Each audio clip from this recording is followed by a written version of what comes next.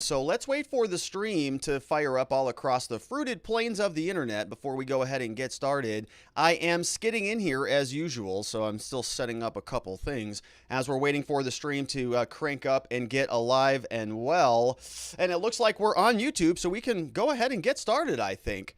Hello, my friends, and welcome back to yet another episode of Watching the Watchers Live. My name is Robert Gruler. I am a criminal defense attorney here at the R&R Law Group in the always beautiful and sunny Scottsdale, Arizona, where my team and I, over the course of many years, have represented thousands of good people facing criminal charges. And throughout our time in practice, we have seen a lot of problems with our justice system. I'm talking about misconduct involving the police. We have prosecutors behaving poorly. We've got judges not particularly interested in a little thing called justice, and it all starts with the politicians, the people at the top, the ones who write the rules and pass the laws that they expect you and me to follow, but sometimes have a little bit of difficulty doing so themselves. That's why we started this show called Watching the Watchers, so that together with your help, we can shine that big, beautiful spotlight of accountability and transparency down upon our system with the hope of finding justice. And we're grateful that you are here and with us today because we've got a lot to get into. It's Friday, and we like to have a little bit of fun on Friday, but not in the first segment because we got to stop off and take a look at what Joe Biden's doing with the American economy. A new jobs report came out here in August, 235,000 new jobs. Sounds like a big number. But not when you're expecting 720,000 new jobs. It isn't. And so the president came out today and said, well, I know those numbers are not looking so good, but let me explain. And so we're going to go through a couple clips from Joe Biden today and then sort of take a look at what some other prognosticators are thinking about the economy. I know this is not an economic financial show, but this is stuff that is, I think, being hidden from us quite a bit. And so I want to show you something that's going on with the New York Fed and the Atlanta Fed. Basically, they have these numbers and these models that they typically share with the public about how they expect GDP to unfold in the forthcoming quarters. Well, that data somehow is no longer applicable, not on their website. You don't get to see it. Why is that? Well, we'll take a look at it. So some interesting stuff there about our economic future. And then we're going to get into some criminal law. We're going to revisit a case that we talked a lot about last year, the Ahmaud Arbery case. If you recall, Ahmaud Arbery was a young man who was sort of chased down the neighborhood and then shot and killed by two civilians. One of them was a former police officer, and his son and another neighbor. They kind of chased this kid down, and there was a shooting that took place in the middle of the street, and Ahmaud Arbery passed away. This was back in February of 2020. One of the early cases that led to the summer of unrest that culminated in sort of the George Floyd death and a lot of that. So that there was a prosecutor who was involved. If you've been with us for some time, you may remember this case. I was very upset about the prosecutorial malfeasance that was going around. It felt like they were kicking this case around to try to protect their friends, the former police officers. And lo and behold, we fast forward, and that prosecutor that I was so mad about got indicted. Yeah, because she was doing some shady stuff. So we're going to take a look at that. Her name is Jackie Johnson. She's over from Georgia. We're going to revisit the Travis and Gregory McMichael, the whole case, because I went and I looked at it. I pulled my slides from well over a year ago. And so I want to show you what we had talking about back then. So we're going to revisit that case. Prosecutor got indicted. We're going to go through the indictment and see what that looks like. Then in our last segment, we're going to do a cultural relevancy piece. We're going to talk about Joe Rogan here. Joe Rogan got the coronavirus. Well, and he took a very interesting cocktail of therapeutics, different treatments, knocked it right out. Not even a big deal. But a lot of people in the media are saying that he took a horse dewormer. Can you believe that? A horse dewormer. So we're going to take a look and determine whether or not it actually was a horse dewormer that he took, or whether it was something else that maybe was appropriate for human beings. So we'll take a look at that. We're going to actually look at the clip from Joe Rogan. He posted it on Instagram, see what he has to say about this entire experience. And then we're going to see what Anderson Cooper had to say about it and how he sort of framed it, because some people are on the internet are saying, did they manipulate some of the photographs? Did they make Joe Rogan look sick? And so we have a little bit of a compare and contrast about his original posting and the CNN posting, and then we're going to go back and look through this so-called horse dewormer and see if it is actually that, because there's a lot of information about it out there on the internet. And we're also going to take a look at sometimes where, historically speaking, some old examples where the mainstream medical establishment may have gotten it wrong a little bit. So we've got a lot to get into. If you want to be a part of the show, the place to do that is over at watchingthewatchers.locals.com. There's a live chat taking place right there. A lot of other good things. So you get a copy of the slides we're about to go through. Free copy of my books available over there. We have a monthly meetup. There's amazingly good people, but let me say hello to Jeremy over there. We have Peely Wally, Drearier Spider, DG McBride's in the house. Want to know, we'll see him. We have Sweet Poe, Tay-Toe, Wide Awake 95, Aunt Deb's in the house, and many others. Over on YouTube, shout outs to Play and Hooky, RMF, Souson Academy. We got Just Cows, Royal Wolf 7, Zorro, and Stephen Farrington. Shout out to Stephen Farrington. So we've got a lot to get into. If you want to be a part of the show and ask a question on the forum, you can do that here. There's a forum at watchingthewatchers.locals.com. Looks just like that. If you're over on YouTube, you can submit a super chat. We appreciate that as well. This is what it looks like. It pops right up on the screen, so you get a little bit of screen time if you want to support us there. And if you're looking for the clips of the show, those are available here on the Clips channel. So make sure you subscribe over there. If you can't always stick around for the full show, you just want to go catch that last clip. Boom, get the Clips channel, and that'll pop up as your notification, and you can just head on over there. All right, without any further ado, let's get into the news of the day. The Biden administration got a little bit of a bad jobs report. We're going to take a look at this. If you're expecting, let's say, $720,000 coming to you, and you only got $235,000 of those dollars, you'd be pretty upset about that. That's what the White House is facing, because CNBC is telling us that the job report disappoints. Only 235,000 positions when they were expecting 720,000. So if you got a paycheck that was considerably less, you'd be pretty upset about it. Key points say that non-farm payroll growth in August increased by just 235K versus 720K. Unemployment rate fell to 5.2% in line with estimates. So those estimates were good. Leisure and hospitality jobs were flat, and wages rose 4.3% year over year on a clip. And so you go, okay, Rob, this is what are you talking about?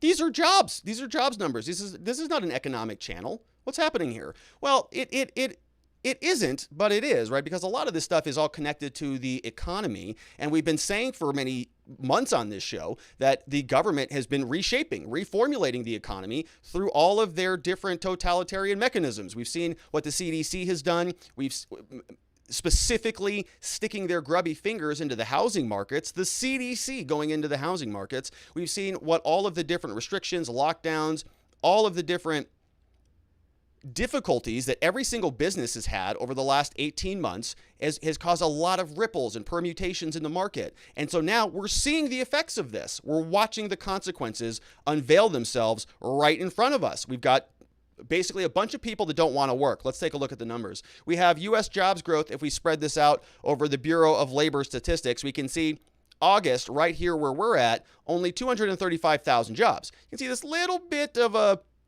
bar graph right here. It looks like a little bit of a sliver, like a pixel maybe. That's 235. Last month, they got 1.1 million. And so they were expecting this to go up sort of in an angle that shows improvement as the economy continues to grow and rebound. We can see here on the chart that July looked up. If you go back to June, it was about 900,000 jobs, if I remember right. And so it was trending up. And then a big cliff. 1.1 million last month, we have 235,000 this month. And so what Joe Biden's going to do, we're going to hear from him in the next clip, is if you draw a line right here, you can see in January, this is kind of where the transition was, right? To the left of this line on this graph, we know that those were the Trump years. We remember April of 2020, that was 1 month essentially after March, which is when they declared the national emergency. Everybody flipped. Fired everybody quit, the whole world melted down April, so we lost 22 million jobs, the world was ending. But then it didn't end. Kind of started coming back a little bit, and it started encroaching, and then it dropped back off down after people started to figure out what was going on. So then Trump is no longer in office, it goes over to Joe Biden, and he has some steady growth in the upcoming months, right? Because we're sort of coming out of Delta. We're coming out of the coronavirus until we're back in Delta, or so he's going to say.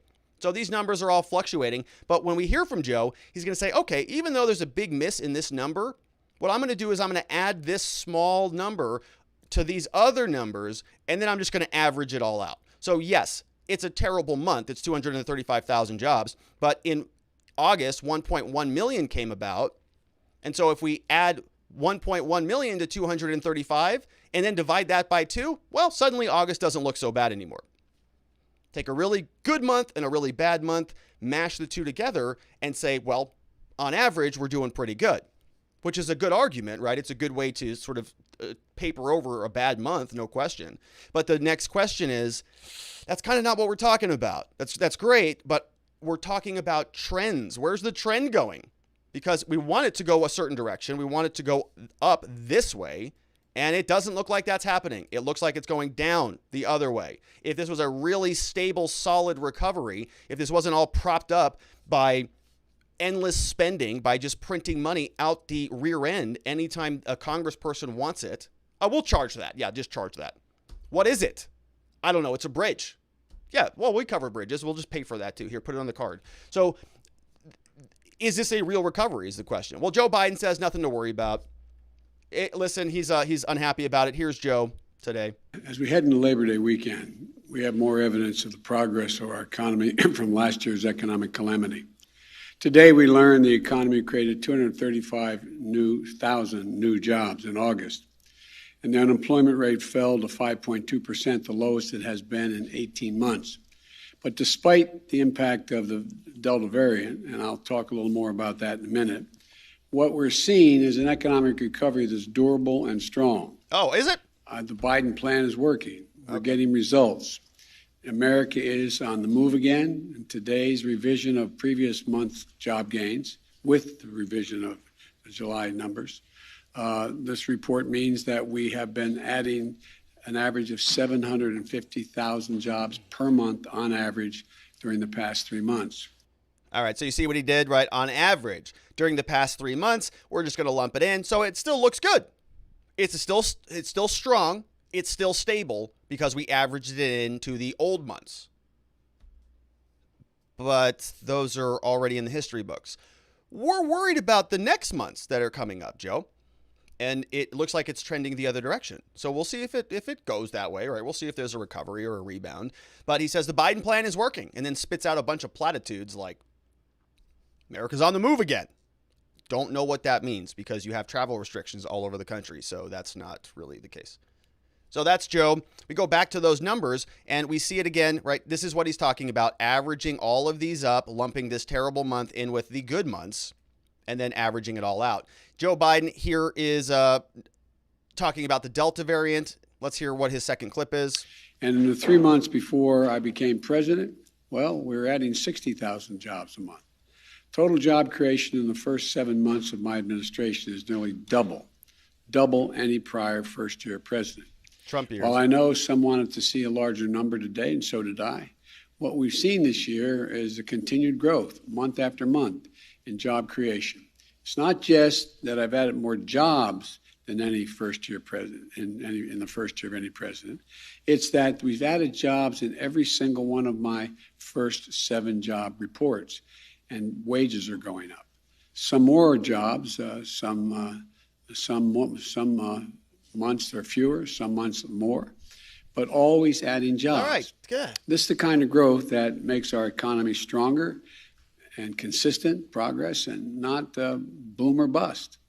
Our economy grew the first half of this year at the fastest rate in about 40 years. We're the only developed country in the world. I'll say that again. We're the only developed country in the world whose economy is now bigger than it was before the pandemic. All right. So, look, he goes through the same shtick again. We just heard it, right? What he's doing is he's lumping everything up and he's trying to divide them so they're even. But he also tells us that his numbers are really great, right? His numbers are amazing. Look, this is his first term. This is the first amount of his presidency. Got a ton of jobs. And if you look at it to scale, right, maybe he's added a lot of jobs during the first year of his presidency, but he's got a lot of room to go. There's a 22 million job deficit that he's working, the way out of. And so the question is, when do we see a spike like this in the culmination of all of these other numbers. When are things back to normal, essentially? And he's not anywhere near that at all. Numbers don't look so good. So now let's take a look at what some other people who are actually, analysts who study this stuff have to say about it. Over on Zero Hedge, there's a blogger by the name of Tyler Durden. He wrote this: "The wheels come off. As economic growth craters, the New York Fed suspends its tracking model." Right? So this is somebody that I regularly read over at this website. A lot of different people are financial gurus. I'm not, but they are, and so I read them. He says that the New York Fed suspends its tracking model. Let's take a look at what's happening here. It says it's official. While Q2 was the best quarter for the economy in decades, in Q3 it is now widely accepted that, as we wrote months ago, the wheels came off. One doesn't have to look hard to find out why. Today's catastrophic jobs report, the near record plunge in consumer confidence, the troubling contraction in retail sales, where reports have missed expectations for 3 months in a row, whether it's due to the end of the stimmies, he says, the stimulus, or the recent restrictions from the Delta variant. One bank after another took a machete, or in the case of Morgan Stanley, a nuke, to their GDP Q3 forecast. Goldman is now expecting GDP to grow just by 3.5% this quarter, its second downgrade this month. It was 8.5% just 1 month ago. So Goldman said 1 month ago, Q3 GDP was 8.5%. Revision. Oh, it's 3.5% now. So Joe Biden, we just heard from him. He was saying, very strong, very stable. We're going to average out this bad month into the other months. It's all going to be fine. Morgan Stanley, Goldman Sachs are saying, no. We're revising, and we're revising hard. Morgan Stanley also says yesterday they cut its Q3 GDP to just 2.9%. Down from 6.5%. Those are gigantic, drops.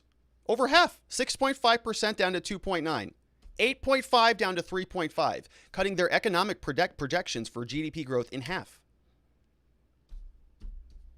Strong and stable and recoverable and spending. There are bills to pay, and the bills are becoming due. So we have some other data. Says here, and while banks were, as usual, well behind the curve, only catching up to what our readers already know 1 month ago, the regional Fed were dead last, with the Atlanta Fed's GDP Now model yesterday cut to just 3.7%, also from 5.3 on September. So here what we can see is there's a model called GDP Now. The Atlanta Fed keeps a track on what the GDP looks like, and you can see what their performance looks like. It craters off. It just falls right off. GDP growth was high at 1 point, 5.3 within the blue chip consensus range, just tanked right off. Look at that chart. Looks like Niagara Falls. GDP collapsing. Over here, the New York Fed, by contrast, they have a different model. So they're measuring the gross domestic product, the output.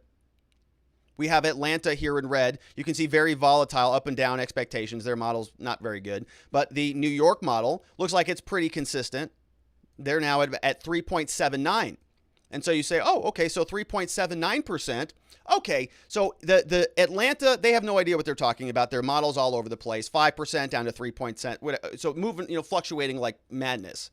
So we go over to the New York, and they're going, it's 3.7%, which is low, which is a very low number, not good. If they're projecting 8.5 and 6% growth in different areas. So now you say to the New York Fed, you go, okay, so let's see what their numbers look like. Their model looks like it works. So let's go take a look at the model that is actually accurate. You go over to the New York Fed website, guess what they show you? Suspension notification. The uncertainty around the pandemic and the consequent volatility in the data have posed a number of challenges to our model. Therefore, we decided to suspend the publication while we continue to work on improvements to address these challenges. You go over to the Federal Reserve Bank of New York, serving the 2nd District, and they say, you can't, economic research, you can't see it anymore. Sorry. It's not available for you.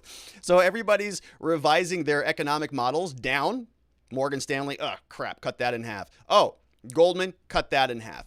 Atlanta, we were way wrong. Take it out of the blue chip safe zone. It's crumbling down. You say, New York, they've been mostly right, like 3.7%. Let me check them. Let me check them. Facebook, Instagram, TikTok, New York Federal Reserve. They don't even have it on there.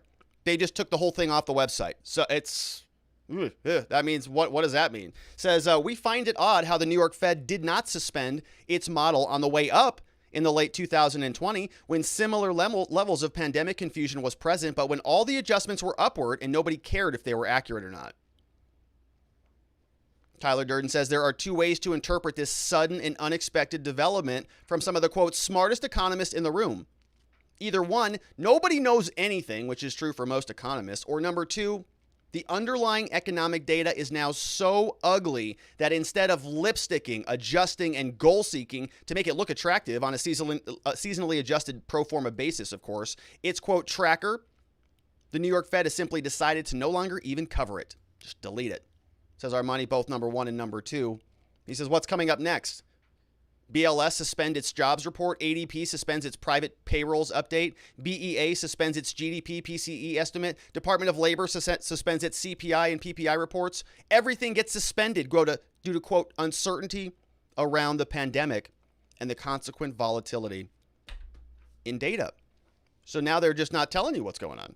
Does that sound familiar? When a big, gigantic government bureaucracy doesn't like the data that it's reporting, guess what happens?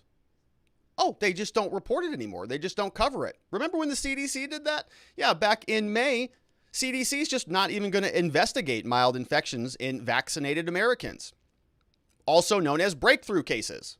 At least 10,000 people back then were infected. And now they just don't look. No vaccine provides perfect protection, they say. So the Center for Disease Control and Prevention stopped investigating breakthrough infections among fully vaccinated people unless they're sick or die. They earlier this year were monitoring all cases, but now not anymore because they don't like those numbers. How many of those are there? Okay, well, so we should just stop counting those. That's a good way to solve that problem, isn't it? All right, let's see what you have to say about this. We got some, economic conversations going on. Let's see if there's any thoughts on this over from watchingthewatchers.locals.com. Joe Manson says, I'm about to end this man's whole career, which is probably true. We didn't talk about that. I could have got that into the segment. We have Want to Know says, Biden needs all you sheep to get vaxxed and go to work. Need your money now. I'm not sure he wants people to go to work. We have another one. Want to Know says, Rob, I bet you unemployment will go down next week when they eliminate everyone off the rolls. Yeah, maybe there will be no unemployment because nobody wants to work. News Now says, if I fall behind on my mortgage payments, can I start using the Biden math to show that on average I'm doing okay? Yeah, I guess so. I guess that's just the new way to calculate things these days. Sergeant Bob says figures don't lie, but liars figure. Figures don't lie, but liars figure. That's from Sergeant Bob. We have another one from Three Girlies says Biden's job numbers are going up in the next month anyways because of the holiday season. So it's going to be inflated when there has not been actual growth to the jobs numbers. He's a slimy snake. People are going to continue to wake up. Yeah, that's a good point, right? Coming up for the holiday season, can have a lot of shipping, a lot of buying, restaurant. But, the problem with that, I think, is that they are having a difficult time finding people who want to work. I mean, everywhere that I go, there are now hiring signs everywhere you go. Restaurants are slow. It's rough. Aunt Deb says, it is called lying with statistics, a political essential. Yeah, it's pretty clever. They do a good job. They must have somebody who's just sort of permanently on staff who just says, oh, those numbers are terrible. All right, let me work my magic here. Get the old calculator out and just start mixing and matching the numbers in various permutations. We have, that was from Aunt Deb. Next up, we've got Mustang Jeff says, oh my God, the economy is crashing. How sad. We'll see.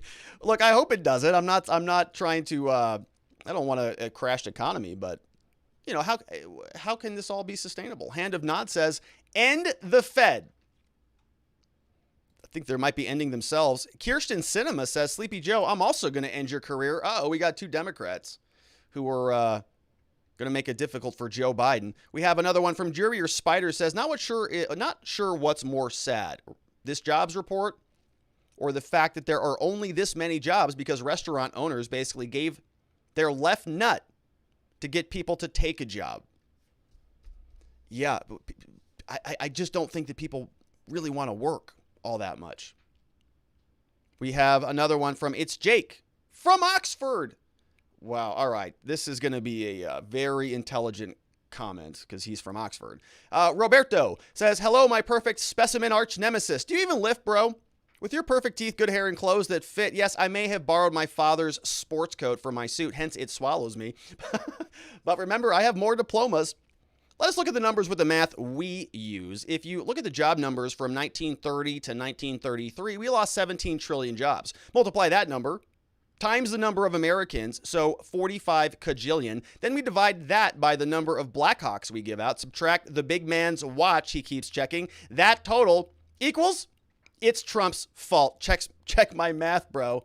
I dare you. That's from Jake Sullivan. Jake, that was, thank you for that, for educating us.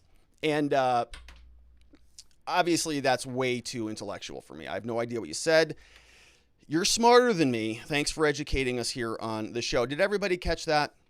It's Trump's fault. That's how this all shakes out anyways. Thank you, Jake, from NSA, Jake Sullivan on the show, folks.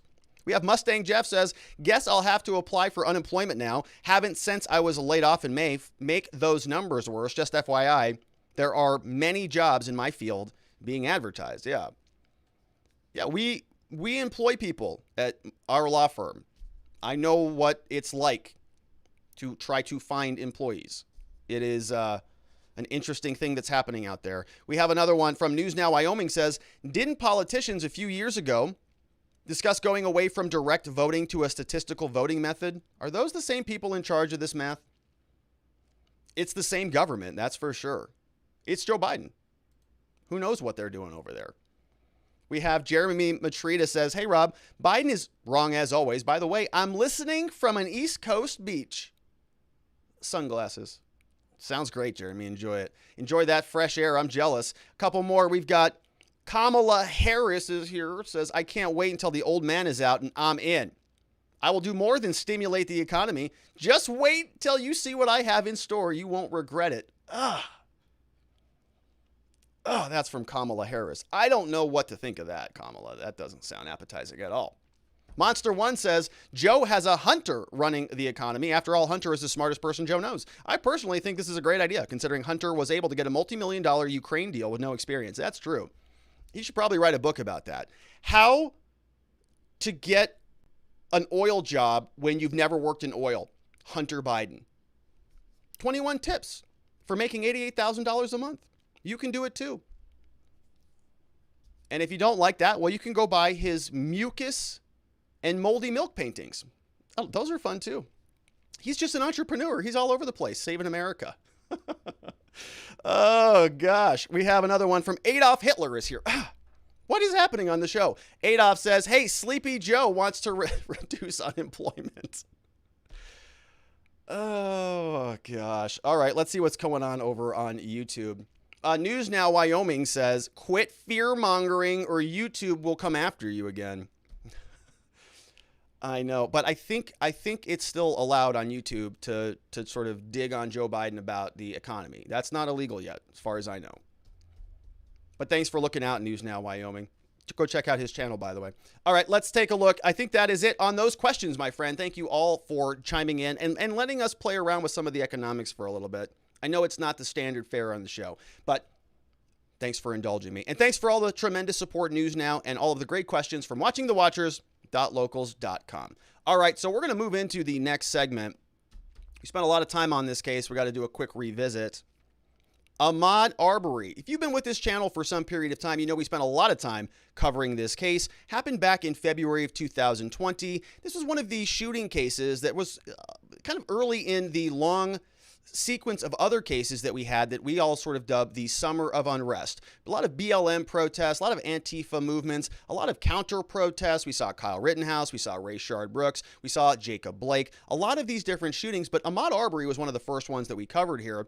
And when we did, we had a lot of problems with it, largely because the prosecution the law enforcement agencies that were responsible for investigating the case to determine whether there was anything that went wrong in the first place all did some very nefarious things. Well, we fast forward well over a year, and we now know that one of those prosecutors that we were a little bit upset with at the time just got indicted, criminally charged. Savannah, Georgia is where this all originated from. Jackie Johnson, you can see right here on the left, ex-prosecutor, indicted, charged with a crime.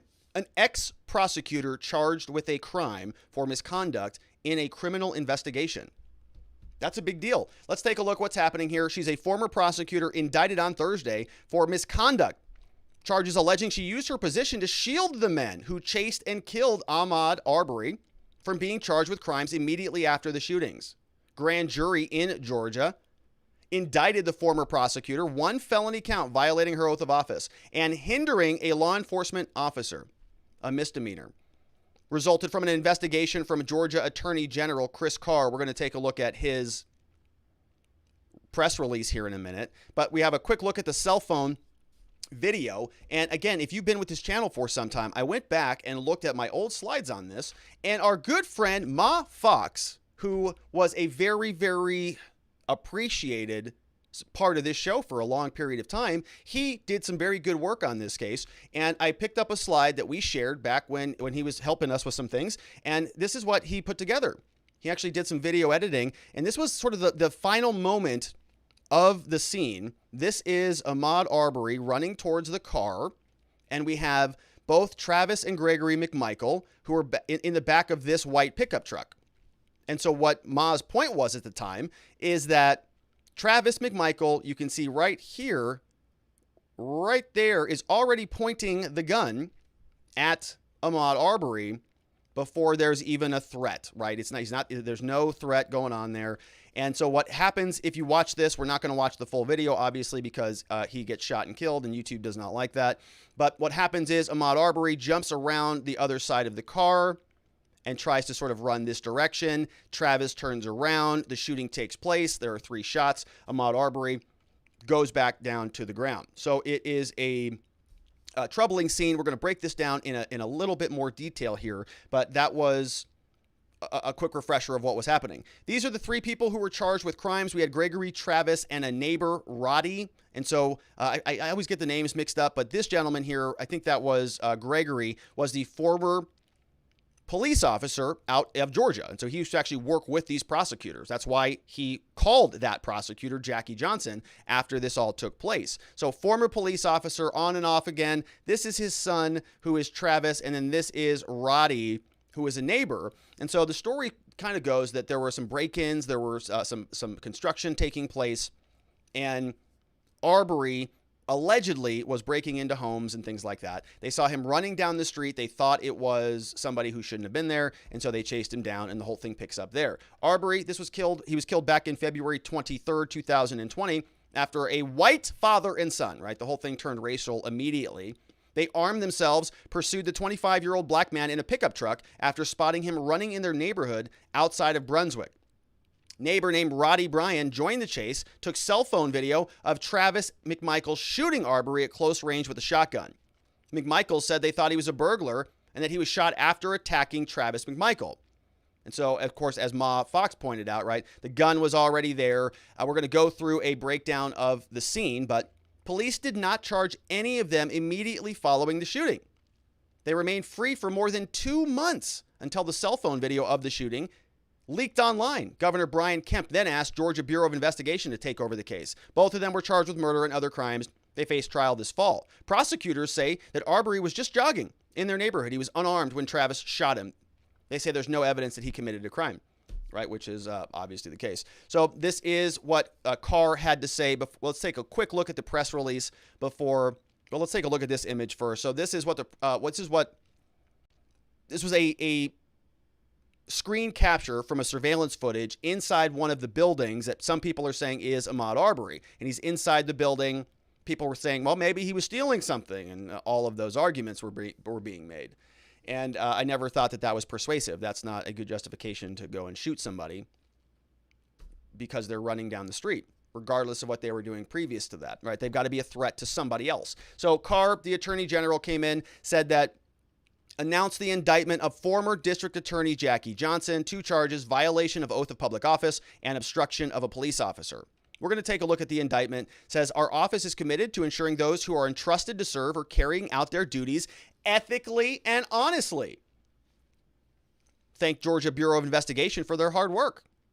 So we've got 2 different charges. Attorney General's Prosecution Division presented evidence to a grand jury, happened over several months, resulted in the indictment on September 2nd. Specifically, several different charges. Violation of oath of public office, felony, carries 1 to 5 years. Obstruction and hindering a law enforcement officer, this is a misdemeanor, carries up to 12 months. So not inconsequential charges. Okay, a felony charge is a serious charge. Now, is this woman going to go to prison? No, I highly doubt that. Says that the Georgia Bureau of Investigation assisted. A copy of this indictment is attached, and no further information about the investigation or about the alleged crimes other than the indictment is going to be released. So it's only allegations, of course, presumed innocent until proven guilty. Government has the burden at trial. Got to prove him guilty beyond a reasonable doubt. So always got to remember that. But not going to get a ton of information from it. Remember, this was the sort of opposing argument that, well, he was in there, he shouldn't have been in there. I think everybody has walked inside of a building being constructed before at one time or another. Not really that great. Here was the breakdown that we had from the time we covered it originally. Let's run through this real quickly. So number 1, we had the McMichaels. They saw Ahmaud Arbery hauling ass, they said, down Centilla Lane. Then we have McMichaels drove down Centilla Lane toward Burford Road. So number 1 is Arbery running down the street. Number 2 are McMichaels following in pursuit. Number 3, they get to the intersection. You can see right here of Holmes, Burford, and Satia. They saw an unidentified male running down Burford, number 3, running down this direction. So then Travis drove down Burford, following him, number 4, tried to cut him off. The unidentified male hangs a U-turn after Roddy comes and blocks his car right here, number 5. Roddy blocks him. Ahmaud Arbery turns around, runs the other direction. Then Travis continued, and so to try to intercept him, Travis McMichael, and then Arbery then turns basically north, this direction here, runs up Holmes Road, and then allegedly violently attacks Travis. That was directly from the police report. But what we saw what happened is Arbery basically tried to run around and then jumped out in front of the car, and that's where the shooting took place, which is the scene we saw here. Okay, so they had come down this road, blocked here, turns around, comes down this road, blocked here, turns around, is running back, goes in front of the vehicle. They interface with each other, right? Because he turned around because he's blocked right here by Roddy. Roddy's the person filming. So Roddy blocks him. He turns around the other direction, goes to jump in front of the white vehicle, and then is shot. So police did not charge any of them immediately following the shooting. McMichael and Bryan remained free for more than 2 months. Cell phone video came out. Charged with murder. I think we already read all this. Oh, no, not this part. McMichaels and Bryan were charged with murder. Greg McMichael had worked as an investigator in Johnson's office. So Greg McMichaels, the father, retired in 2019, introduced evidence and trial in pretrial hearings in the murder case shows he called Johnson's cell phone and left her a voicemail right after the shooting occurred. So father watches son shoot Arbery, says, I gotta call somebody. Calls the prosecutor in his jurisdiction that he worked with historically. I need advice. My son just shot somebody. What do I do? Bad call to make. That's a serious conflict of interest. What did the former officer say? Say, Jackie, this is Greg. He said, according to the recording on the phone call, could you call me as soon as you possibly can? My son and I have been involved in a shooting and I need some advice right away. A record of the cell phone calls that day does not show that Johnson called him back. So he just got that call. In his call for an investigation into prosecutorial misconduct, Carr asked GBI to investigate that, but also the passing off of the case to a different prosecutor. So remember what happened here? This case got kicked around to multiple prosecutors. That's why it took so long to charge these guys, because the prosecutors were covering up for that officer that they used to work with. So there are calls for investigations here. He actually called one of the prosecutors who would have been involved in some charging decisions. And so Jackie Johnson then can't handle the case because their office worked together. So she sends the case over to a different prosecutor named George Barnhill. George Barnhill then drafts this big, long, bizarre justification for not recommending charges that we read, a year ago. We're going to take a quick look at it. After the shooting, Johnson called Barnhill to handle questions from the police about how to handle the shooting. Carr then ended up appointing Barnhill to take over. In his letter ordering an investigation last May, Carr said that he was never told that Barnhill had already advised police that he did not see grounds for the arrest of any individual. So Barnhill makes a decision, sends the charging decision, but Carr, look, there's like 4 different prosecutors in this case, and they're all being circulated around. Goes to somebody, recuses himself, goes to Jackie Johnson, I can't do it, recuse myself, sends it over to Barnhill. Somebody is going to tell Barnhill that he needs to be recused. Barnhill already made a decision recommending no charges. Why? But then gets appointed by Carr anyways. And then Barnhill has to recuse himself later as well. After Arbery's family learned his son worked for Johnson as an assistant prosecutor, but before he stepped aside, Barnhill wrote a letter saying that the McMichaels were following, in quote, hot pursuit, a burglary suspect. And they have solid firsthand probable cause to tell him to stop. So this guy, Barnhill, wrote this big, long letter saying that the victim's mother, has clearly expressed she wants myself and my office off of this case. She sees a conflict because my son works for the district attorney's office where Greg McMichael retired some time ago. Obvious conflict of interest, maybe.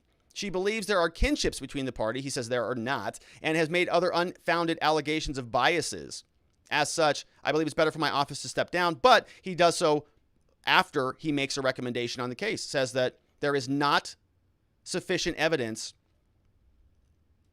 to make a presentation to the grand jury. George Barnhill, district attorney. So it goes over to a different prosecutor. These people are just kicking this case all over the place. It's nonsense. So now we know that Jacqueline Lee Johnson, Jackie Johnson, is now indicted. This is the indictment. Received and filed in open court September 2nd. Prosecutor Christopher Carr, whoever signed, that's not Christopher, it's Jay somebody. A true bill. 4 persons signed off on it. State of Georgia versus Jacqueline Lee Johnson, 2 counts. We already know what those are. In the name and violation, Georgia charges and accused the District Attorney of Brunswick. She took an oath. They noted that August 12th. She said the oath. She said, I, Jackie Johnson, do swear or affirm that I will faithfully and impartially, there it is, and without fear, favor, or affection, discharge my duties as the district attorney and only take my lawful compensation, so help me God. But that oath was violated because on or about February 23rd, said accused violated that by showing favor and affection to Greg McMichael during the investigation into the shooting death of Ahmaud Arbery, thereby failing to discharge her duties as district attorney. To wit, violated Article 1, a duty required by law, by failing to treat Arbery and his family fairly and with dignity. When after the shooting of Ahmaud Arbery, the said accused, the prosecutor, sought the assistance of the Waycross Judicial Circuit District Attorney George Barnhill, and after disqualifying her office, recommended Barnhill as the case prosecutor without disclosing that said accused had previously sought the assistance of Barnhill on the case. Oh, okay. So do we see what's happening here now? So what goes on? Gregory McMichaels says, my son just shot and killed somebody. What do I do? Well, I know that this is going to be prosecuted by this county, calls the district attorney, says, my son just shot somebody. I need to talk to you about this. She doesn't call him back, does she? Instead, she takes the message, has a conversation with District Attorney Barnhill at a different office, Waycross Judicial Circuit, says, hey, what do I do about this? Has a private, off-the-record conversation with him about this. Something happens. We don't know what happens. This is it, right? They don't tell us anything more than that. But then, After the fact, we know that Jackie Johnson, I can't handle the case because he used to work in my office, so I can't handle it. So now I have to recuse myself. I know who you can give this case to. A great attorney, a great district attorney, George Barnhill, who she already spoke to previously that nobody knew about. Oh, so what did they talk about on that phone call? Now, of course, the investigation is not going to tell us, but they have something there. There's some information that there was a conversation about that.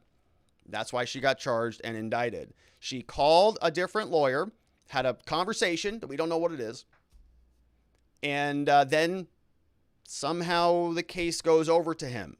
Then George Barnhill writes a big, long, scathing report about why what the McMichaels did was perfect. No basis for charges at all. And guess what? They're not charged until he recuses himself, and then later down the line, they finally get charged. Multiple layers of protection. So she got popped for that. In the name, she also got nailed with, obstruction and hindering law enforcement. Any more details here? Let's see. For the said accused in the county aforesaid did knowingly and willfully hinder Stephanie Oliver and Stephen Lowry, law enforcement officers, in the lawful discharge of their duty by directing that Travis McMichaels should not be placed under arrest contrary to the laws of the state.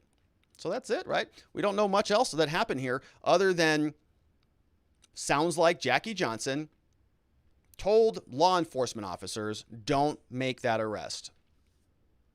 I can't handle the case, got some advice from Barnhill, had a conversation with Barnhill, transferred the case to Barnhill. Barnhill makes a declination, decides not to prosecute. And then Jackie Johnson tells the police, don't make that arrest. Also indicted. Good call. Let's take a look at this from watchingthewatchers.locals.com. See if there are any questions or comments on this topic. We have this, Want to Know says, congratulations, Rob. You just got to love it on the fact that she got indicted. Yeah, we've been screaming about that one for a long time. Joseph Stalin here says, hey, Robert, you better agree with political prosecution or you're going to be going to a gulag. Yeah, probably. News Now says, give me time to come up with a cause of action for 1983, but prosecutor absolutely immunity only kicks in while they're acting as prosecutors. It goes down to qualified immunity while acting as an investigator. Do you see any cause of action the family can sue this prosecutor for her acts? Yeah, I mean, look, if they're going to indict her for something, then they probably have a pretty good case. I would imagine that what she did was so far outside of policy, right? It wasn't anything that was within like prosecutorial discretion, right? Prosecutors have a ton of discretion, right? They can decline to charge cases all the time. That's not an issue. The issue is the conflict that may have happened there. So we need to know sort of what the extent of that conflict is. I'm going to venture that it's pretty significant given the fact that they presented it to prosecutors, to a grand jury for months, they said, and they found that there was enough there. So if it's criminal, it's almost necessarily outside of the bounds of anything that qualified immunity would protect. It's qualified immunity. I would say, if I could sort of boil it down, it protects regular negligence, but not gross negligence. If it's so far grossly negligent, you're no longer protected. And so a criminal charge, because it's criminal by nature, it's so far outside of the bounds of any reasonable policy that if those charges are sustained, I think it's difficult for her to invoke a qualified immunity type of response to that, would be my guess. Good question, News Now. Some substantive stuff there. We have another one from Sergeant Bob says, sent you comments a while back. Those guys should have been charged. No justification for deadly force. Struggle over the gun to go off the shooter. Must have had his finger on the trigger. Not ever to be done. Then more shots. No need. Yeah, I think there were 3 of them. They should have observed and reported. No need to take action before police arrived. Bad shooting. Note that, to my knowledge, a lot of training in southern states is very subpar. Bad wages in the South do not help. Bad data. Sergeant Bob, yeah, bad popo over there. No question, bad dada, the father, right, Travis? Gregory. Yeah, Gregory. Yeah, right? I mean, grab your weapons, son. Let's go, enact some vigilante justice. It didn't seem appropriate at all at the time.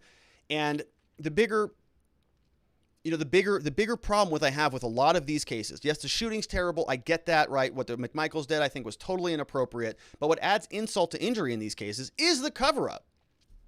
The fact that they just, kick it around for a few months. If this video had not leaked, if nobody saw this video, they might be walking around free. It was only because there was some accountability and some transparency that anything got done in this. So you have to think about that magnified times, however many cases that we never hear about. What happens?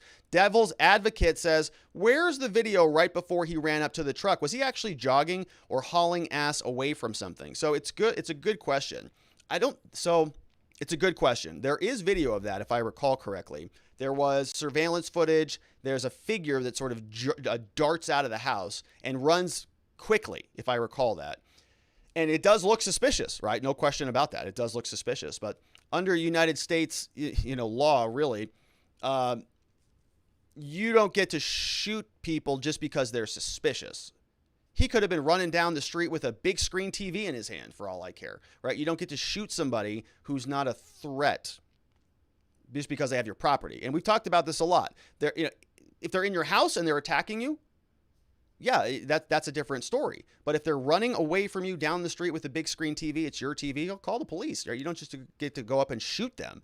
Some people might think that is real, but it's not, because what we have here is a preference for life. A human life is worth more than a big screen TV. And so the law says, no, you don't just get to do that.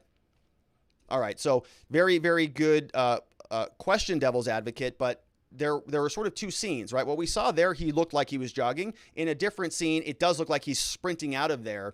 And that looks suspicious. I agree with that. No question. Let's see what else we've got. Locals, no question. Why is there German writing on this Google form? I don't know. I don't see any German writing on my form. Are we getting taken over by the Nazis?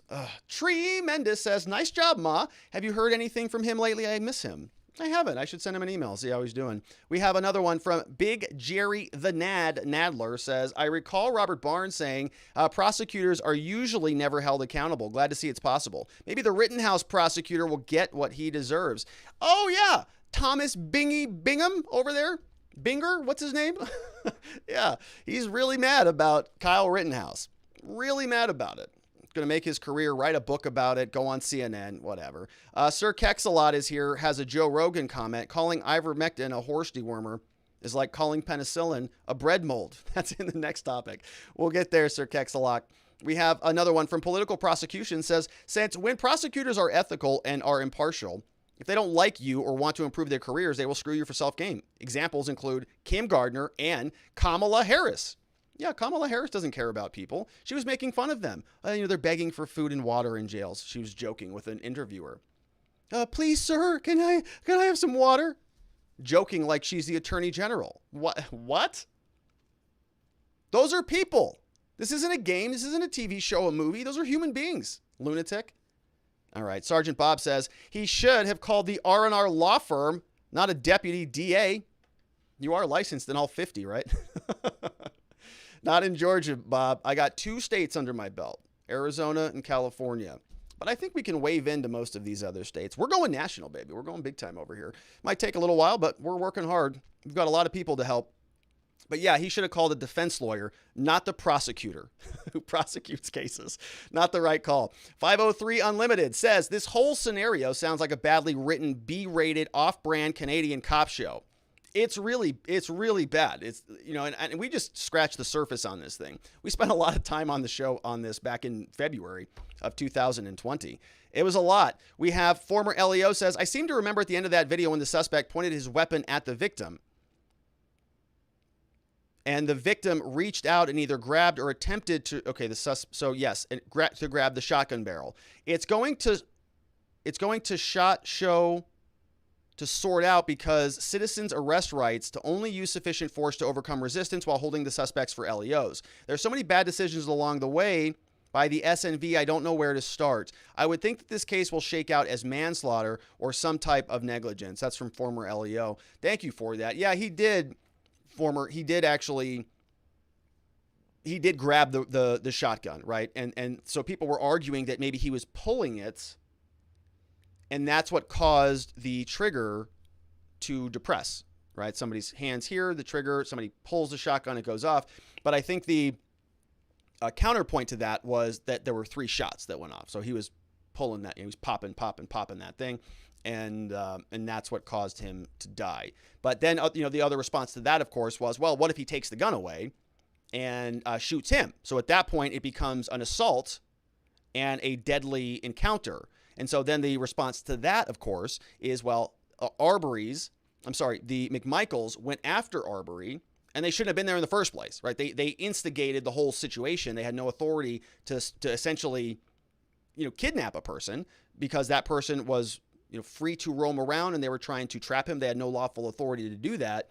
And so they're responsible for the consequences of their actions, is, I think, where we left that analysis last time. Drearier Spider says, glad to see at least some accountability coming out of Georgia. Next, do Stacey Abrams. Yeah, we'll see. We have, how is a conversation with the AG and other law enforcement a violation? What am I missing here? Well, so the problem is that the former police officer called the prosecutor who would have been responsible for prosecuting him.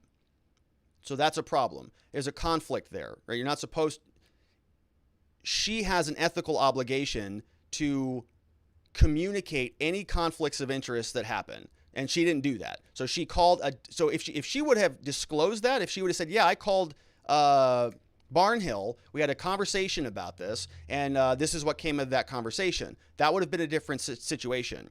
But she didn't do that. So it's the conflict there that is the problem. She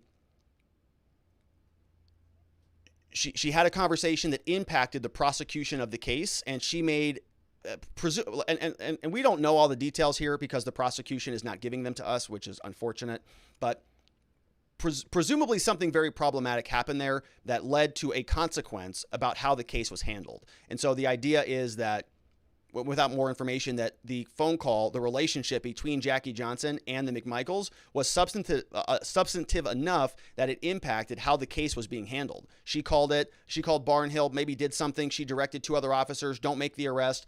Barnhill then got the case on her recommendation, and then also declined to prosecute it. So if she's, as a prosecutor, they're supposed to be making, independent determinations about probable cause and whether they should charge or bring it to a grand jury. And in this case, it looks like she was putting her thumb on the lever a little bit to prevent that from happening, trying to get in front of it by communicating to Barnhill without disclosing that, and then telling other officers not to make the arrest. So without more, it's hard to speculate, but that's where the problem comes in. It would be like, it'd be like anybody, right? It'd be like a judge. It'd be somebody calling a judge and say, Judge, my son just did something bad. Can you help me? Prosecutor, my son did something bad. You have the power to charge me or to not charge me. You have the power to alter how this entire investigation goes. So that prosecutor has to disclose that, right? It'd be like if you're prosecuting your son. Well, you have a clear conflict there. So you're not allowed to be involved in that, and anything else that might impact that investigation, you've got to disclose that. Hope that answers it. I know it's a big, long answer. Soul Viking says, I think this again points to accountability across the board. However, some people are more insulated because of their professional licenses, even though something may rise in reality to gross negligence. That's from Soul Viking. Yeah, well, yes. And always remember that the police are even more protected, right? If I'm a lawyer, I have malpractice insurance. I have, my license to protect. Same thing with doctors. But oftentimes officers are given kind of one step up, right? It's qualified immunity. They get all sorts of special protections because they work for the government. Martin Luther King says, this was a modern day lynching. I'm glad to see that justice was served. There you go. That's from Martin. We have another one from Sergeant Bob says, Mr. Robert, bad data is bad district attorney. Oh, okay. I've missed that one. Like bad popo, but a higher level. Love it. Yeah, because what are you going to say? Bad pro? No, I don't. Okay, bad dada. Yeah, okay. Yeah, DA. Yeah, okay, I see it. I like it. We got Nadarb says, I could be remembering this wrong, but didn't Ahmaud grab the man's shotgun? Yes. I feel like I remember that, but could be a false memory. Also, he did. Yeah, he did. When he turned around, so he was running in the image that I showed you, and then he went around the car and came right back out in front And then that's when they sort of connected. And he did grab, and then the gun went off, and that was the rest of it. It happened very quickly. And so that's Nadar, what I was mentioning earlier, probably before you submitted that question. But saying that people were saying that was the engagement. That was what caused the self-defense to kick in at that moment. As soon as Ahmaud went and grabbed that gun, now it's a self-defense situation. And so that's where many people were hanging on that and saying, well, no, he had a right to shoot because he had a right to stop him. And he had which I disagree with, but this is the opposite argument, that he had a right to stop him and that he had a right to detain him until the police came. And Ahmaud was the one who then instigated the altercation, which resulted in the shooting. Which is not a bad argument, right? It's a good argument. If you're a defense lawyer, that's the argument I'm making all day long. No, he had no intention to shoot him and kill him or do any of those things. He was just there to observe and report. That's all he was doing. They were just, they had a long sequence, a long history of trying to find whoever was robbing all of these neighborhoods. And so they were observing and reporting. That's it. And then he got attacked. And so he had to shoot. And it's a self-defense argument all day. But I don't, I have the opposite opinion on that. Also, every prosecutor in the U.S. could be charged with the exact thing this woman did. She didn't make any decisions. Seems like she did the right thing to me. She stepped down instead of pulling strings behind the scenes. That's from Nadar. Yeah, it's an alternative take. And I appreciate that. I can even make arguments for it. Thank you for sharing that, Nadar. Truman says, are we seriously pretending like being armed was the problem when following Arbery, or whatever those guys' names were, committed murder because he shot him after Arbery punched him in the head and grabbed the gun trying to pull it away? Someone tries to disarm a cop. The cop shoots him while struggling. It's murder. So he wasn't a cop. That's the problem. He had no lawful authority. He had retired, was no longer a police officer, had no real basis for going and shooting somebody over stolen property, right? That wasn't his job. But I understand your point, Truman, and it is a very interesting one. It's going to be an interesting case because you might get a jury that totally agrees with that. Truman says, this guy with the shotgun explicitly said that he shot him. But no, following someone after calling the police and arming yourself consistent with that state's law isn't a lynching. They're reasonable for thinking someone might be armed. That's not crazy. It's from Truman HW. Different perspective. I like it. Monster One says, from my understanding, Georgia has citizen arrest statutes. If they thought he committed a crime, they had the right to try to arrest him. I guess so.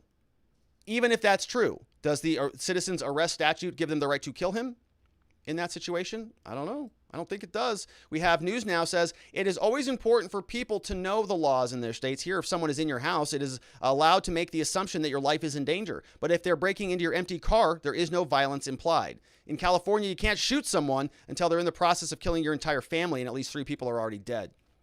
Yeah, and then look, if it's happening, if your whole family is being murdered in front of you, I think at that time you're allowed to apply for a firearms permit. No, I've never been convicted of a crime. No, I don't use any hard drugs. Yes, I promise to be a safe and responsible gun owner. Yes, I took my 37 vaccine booster shots. Yes, my family got murdered yesterday. Oh, perfect. Well, you're eligible for a gun now. So here you go. That is California. So that's great. Let's see what else we've got. Former LEO says, I actually typed S show, but autocorrect strikes again. Well, that's good. Autocorrect is helping me censor. We have Locals Family says, hey, don't forget to wish Beth Coddington a very happy birthday. Guess what, folks? I got a slide for that at the end of the show. How could I possibly forget? We're coming to that. We have another one from Osak says, Rob, big fan. I have a question, a little off topic. You being a defense lawyer, will this be a problem for you? Arizona's top court is eliminating the longstanding practice of allowing lawyers to remove jurors without explanation. A move that proponents said would help prevent discrimination in the selection of trial jurors. What Osak is talking about is a very horrendous thing that's happening in Arizona. When you go through jury selection, in Arizona, we used to have a rule that said that you got a certain number of strikes depending on the trial, which means that if a juror comes through and lands on your panel, you can just get rid of them. You just get to, you're gone.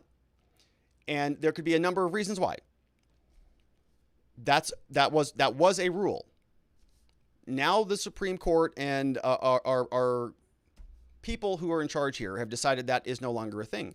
And I think that this is largely, it has nothing to do with discrimination at all, personally. I think it has everything to do with the government wanting to win more trials and cram through more trials more quickly. I think this is a very huge problem for defense lawyers and for defendants. And I think it is a sad thing. That's all I can really say about that. But that's how the state is going, right? This is how government is going across the board. They want to remove more of your ability to defend yourself. The ability of a defense lawyer to say, we're going to just strike that person and strike that person is a very important and very powerful tool. And both sides get that. The prosecution gets it too, right? It's not like it's unfair for the defense. Both sides get that. If a prosecution wants to strike the black people off a jury, they can do that. They do that. And they got to make sure it's not racist and stuff like that. But it happens all the time, right? We were talking about that in the Derek Chauvin case. Remember all of those jurors that got struck? Not in Arizona. You just get what you're stuck with. So it's sort of a jury of your peers, kind of. It's sort of like a crapshoot. You just get whatever you get.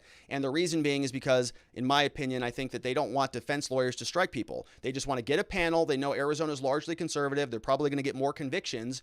They're going to speed up the jury selection process because you really can't ask that many questions anymore, because what are you going to ask the questions about? You can't strike anybody unless you can strike them for cause. And that's sort of a different analysis. So I think it is problematic, but it's probably going to be happening all over the country as your rights continue to erode. So that's good. 503 says, I have my CCL, would never put myself in that situation, let alone do something that's stupid. They did nothing but create a volatile situation, then they murdered someone. Think 20 steps ahead when carrying a gun in any capacity. Yeah, and I think we went through the statutes back then. I don't recall the statutes, but I'm pretty sure we did some of that. Sergeant Bob says, Arbery has self-defense as well. A jogger thinks a guy's going to shoot him. Two big guys could easily hold on to Arbery. It's a good point, right?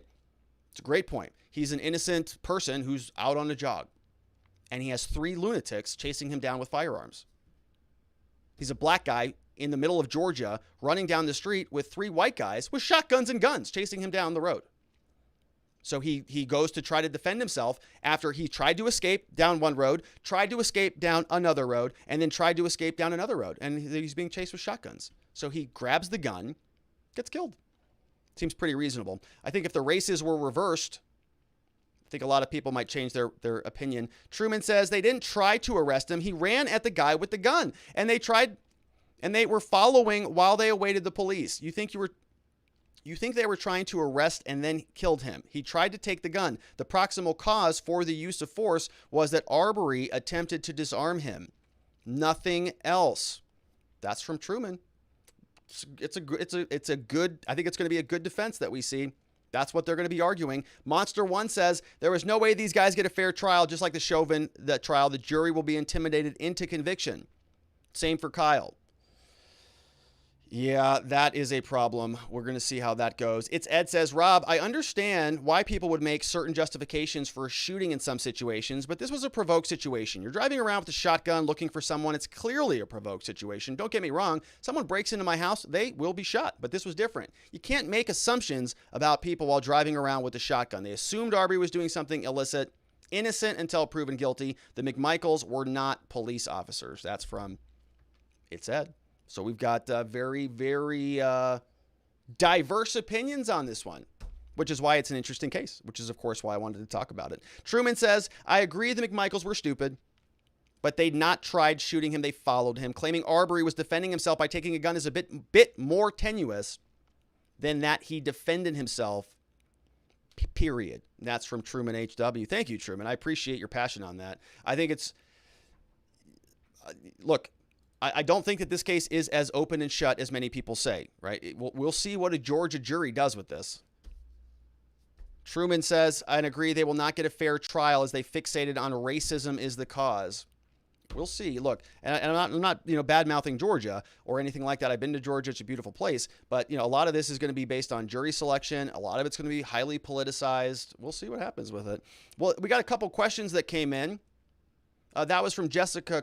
That was from News Now. Jessica Cora's in the house says, I don't see how the prosecutor's behavior is in any way out of the ordinary. We have prosecutors everywhere in the country refusing to prosecute a crime. Yeah, it's a good point, right? And And I was inartful in explaining that. It's not that she decided and declined the case or that she handed the case off to somebody else. It's that there was a conversation, it sounds like behind the scenes, that ultimately may have impacted how the case was being prosecuted. She may have communicated something to George Barnhill that was inappropriate, or she may have communicated something to those two officers that never ended up making the arrest that was unlawful, that was outside of policy and procedure. And whatever the conversation with George Barnhill was, maybe something came out in there that showed that there was a desire to tip the scale a little bit, a desire to maneuver this towards a certain outcome.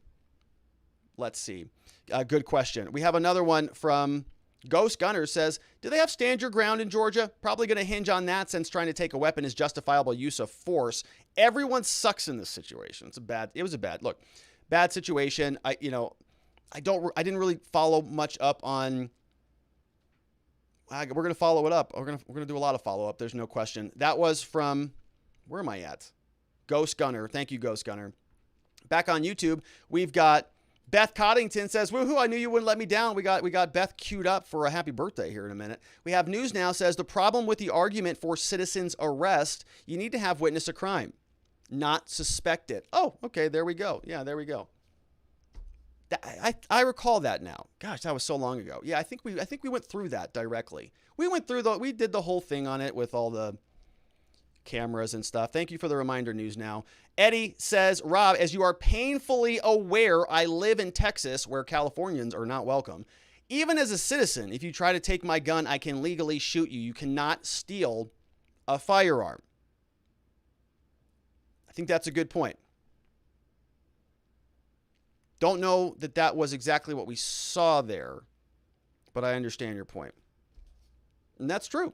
I think if the McMichaels were sitting in their homes on their couches and Ahmaud Arbery ran in there and said, give me your guns, boys, we'd be having a different conversation. But, Eddie, we can at least agree there should be no Californians in Texas at all. Period. One more from watchingthewatchers.locals.com before we get into our last segment. We have Osak says, Rob, do you think being a woke lawyer will be a requirement for the job? I don't think so. I actually don't think so anymore. I think you're going to see a lot more diversity in the law. I think a lot of attorneys are just going to sort of bail out of big law. People are going to start working for themselves a little bit more in smaller firms, a little bit more decentralized, that have a little bit more freedom and ability to kind of work with the team, but also be sort of pseudo independent. I think that's kind of the future of law, really. I don't think that you need big, gigantic law firms anymore. And so we'll see about that, but we'll see. I think technology is going to disrupt the law in a big way. I'm looking forward to it. We have Truman says, they do have stand your grounds and citizens have the same arrest powers as police in Georgia.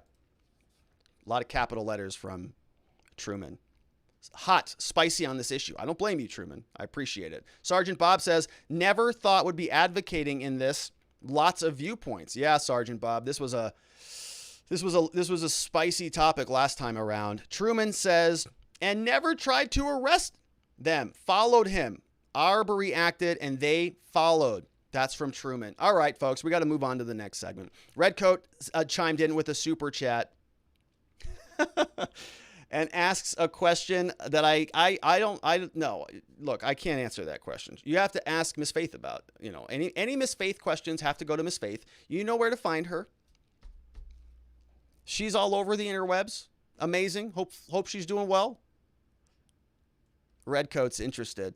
All right. So those are great questions over from watchingthewatchers.locals.com. Thank you for all of your support.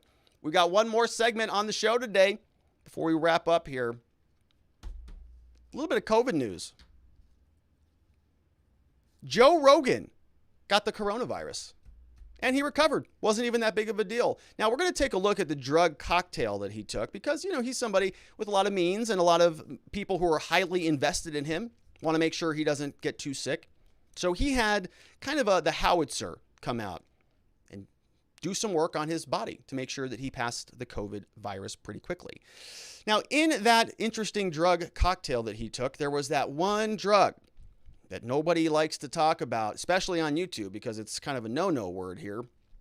But it starts with an I, and it rhymes with the word expectant. And it wasn't approved by the CDC or the FDA for that use. So everybody has been dunking all over Joe Rogan for using a horse dewormer to try to beat the coronavirus. And even Anderson Cooper got in on the game, covered this story on CNN, giving us some background. Here he is. More breaking news this evening. Joe Rogan, an extremely popular podcaster, announced on social media today that he has COVID. Rogan has said young, healthy people don't need to get vaccinated. In his statement on social media, Rogan said he has taken several therapeutics to recover. Turns out I got COVID. So we immediately threw the kitchen sink at it. All kinds of meds, monoclonal antibodies, Ivermectin, Z-Pak, prednisone, everything.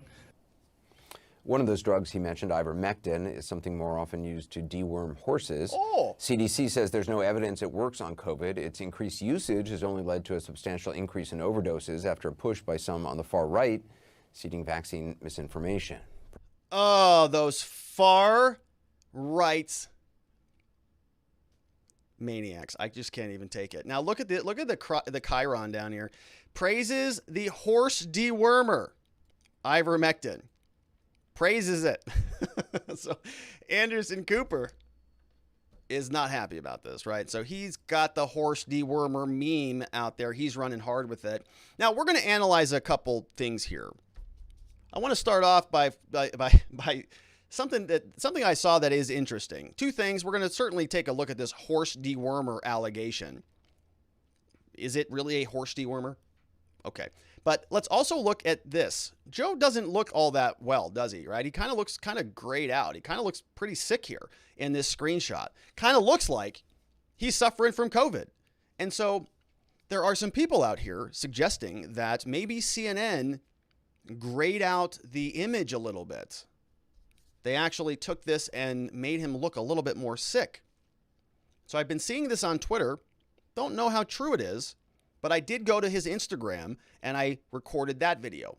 We can watch that now. You can be the judge. See if it looks any different. Hello, friends. So I got back from the road Saturday night, feeling very weary. I had a headache and I just felt run down. And just to be cautious, I separated from my family, slept in a different part of the house. And throughout the night, I got fevers and sweats, and I knew what was going on. So I got up in the morning, got tested, and turns out I got COVID. So we immediately threw the kitchen sink at it. All kinds of meds, monoclonal antibodies, Ivermectin, Z-Pak, prednisone, everything. And I also got an NAD drip and a vitamin drip, and I did that 3 days in a row. And so here we are on Wednesday, and I feel great. I really only had one bad day. Sunday sucked, but Monday was better. Tuesday felt better than Monday, and today I feel good. I actually feel... All right, so he said a bad word right there, and I just clipped it out of there. So he says, I actually feel pretty effing good, actually, after I took all of that stuff. And so the reason why I wanted to play that is because I saw this kind of going around, and I got to warn you just a little bit. I have a difficult time with certain colors, and I'm not joking about that. With red colors, red and green, you know when you were a kid and you had to go into school and they gave you those dot tests that had all the green dots and they put that red 8 in there? And they'd say, hey, Robbie, young Robbie, what is that number in there? And I'd be like, I don't know, 13. Like, that's an 8. And I'd be like, looks like a 13 to me. I'm like, all right, well, how about this one? They'd show me the red one with all the green dots in there. And I'd be like, what is that? I'm like, that's a 37. No, that's a 6. Oh, okay. Well, okay. So I have some troubles with the greens and the reds a little bit. But I did see this, and this one looks like it stands out to me on the internet. Looks like they did kind of change the color. Takes experimental horse dewormer. The original posted on his Instagram doesn't look so bad. And then the one from CNN doesn't look so good. I don't know. This is what this person posted. Took it directly from the Instagram, and this one was over from CNN. Now I went and then I sort of did my own clipping of the two, and I don't see as many on this one. It's hard for me to see the color differences here, but it's interesting. I don't know whether it's true or not. We see a lot of that, right? We've seen a lot of that in the media where they'll take Donald Trump and they'll make him look oranger, or they'll take an African-American person and they'll make them look darker to make them look, evil and monstrous. We see this a lot in criminal cases. And so I don't know if they did that or not, but it wouldn't surprise me. The bigger issue, the reason why this is such an interesting topic, is because of this horse meme, this dewormer meme now. This drug that is called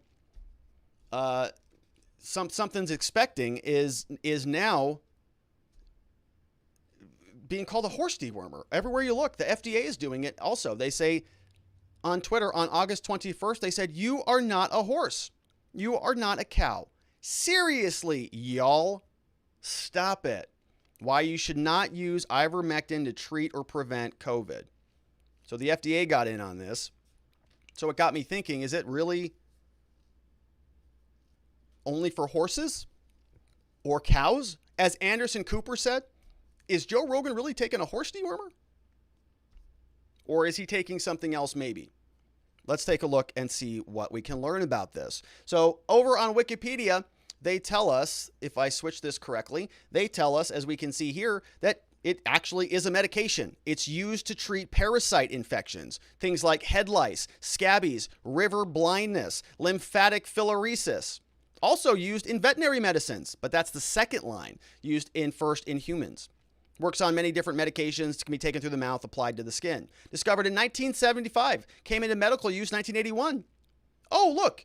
Campbell and Omura won the Nobel Prize for it. Physiology and medicine for its discovery. World Health Organization's list of essential medicines. FDA approved as an anti-parasitic agent.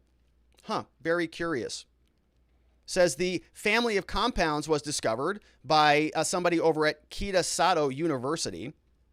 Been around for a long time, synthesized a number of different ways. Introduced 1981. By 1986, registered for use in 46 countries, administered massively to cattle, sheep, and other animals. Approved for human use 1988. Earned the title of Wonder Drug for its treatment of different parasites. Used safely by hundreds of millions of people to treat river blindness and lymphatic filariasis. Hundreds of millions of people. Also taking horse dewormers. Anderson Cooper. That's interesting. So, okay, got that going. Now, is it just Wikipedia, though? Is it only Wikipedia? Because we know how biased they can be. It has to be a horse dewormer because Anderson Cooper said so. And, Joe Rogan is just a big bonehead. He doesn't know anything. He's just a dumb podcaster. Clearly not sophisticated like Anderson Cooper is, and anybody else who would never use a horse dewormer. Oh, but then why does the CDC have it on their website and give it to immigrants? Oh, over here we can go over to the Immigrant, Refugee, and Migrant Health Form, talking about refugee health guidance. Oh, to promote healthy resettlement, like all of the thousands of Afghani people, for example, the CDC provides supplemental guidance to panel physicians so that they can treat people before they get here. Let's learn more about these, shall we? Here's a summary of some of the recommendations. This guidance is intended for the International Organization of Migration and physicians who administer overseas pre-departure treatment for intestinal parasites.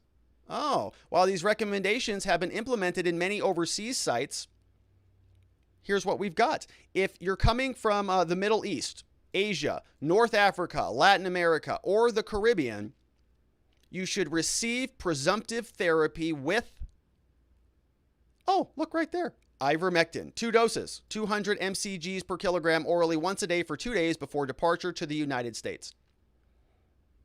Are they talking about horses here? Are they importing horses? They must.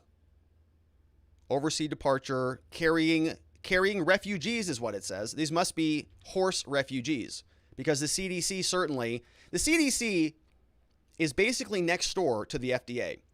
So the FDA then said that You don't take this. It's for horses. So the CDC certainly must have heard that.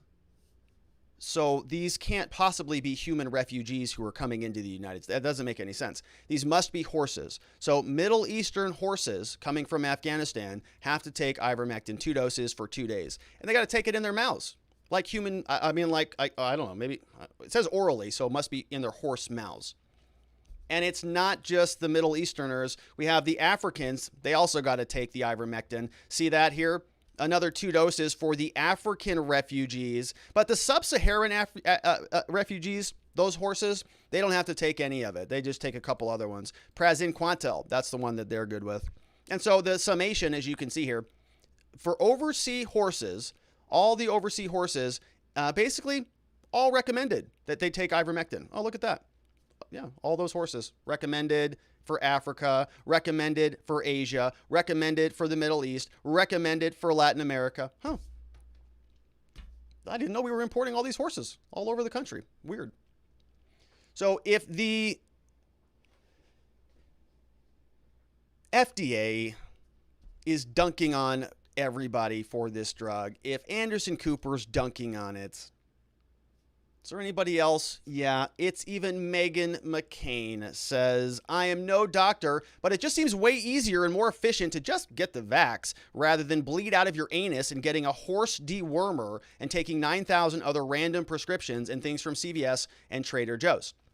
So you see what she did there? Very clever. She's obviously talking about Joe Rogan. So also on the horse dewormer mean. So then I started thinking, is this just about horses? Like, what are they just worried about horses? Because there's a drug that a lot of people are using now called ketamine that also used to work with horses. Discovered 1956, approved for use in the 1970s, regularly used on dogs and horses before people started using it on human beings. And now, in fact, it might be a wonder drug that is very useful in helping people with depression. So I guess if they're going to be curing depression with ketamine, are they going to be making fun of those people using horse drugs? I don't think it's actually about the horses. I posted this on Twitter. I said, in 1903, Thomas Edison electrocuted an elephant to try to discredit a competing standard, alternating current. Today, the sophisticated are using a horse dewormer meme to try to do the same thing with ivermectin. And Thomas Edison did do that. He was in a battle over direct current versus alternating current with Tesla and an entirely different, I can't remember the name of the company back then, anyways, electrocuted an elephant. Why? To prove a point, to show my standard is better than a different standard. And our very own chairman of the board was in the house and said, I mean, if they're a doctor, you should probably trust them, right? Yeah. And he linked to a very important reminder about the history of other doctors in the United States. And the times when maybe the medical establishment was on the wrong side of the science, huh? Well, how about this memory trip? Remember when cigarette companies used to use doctors to push smoking? This was published over at history.com, 2018. Remember some of these stories? No other cigarette can make this statement. These facts accepted by eminent medical authorities. Very proud. Call for Philip Morris. Let's see, what does this say? Yeah, published. It matters not at all how fine. Why, you ask? Until it's been Philip Morris approved. Produced a cigarette without the ingredient.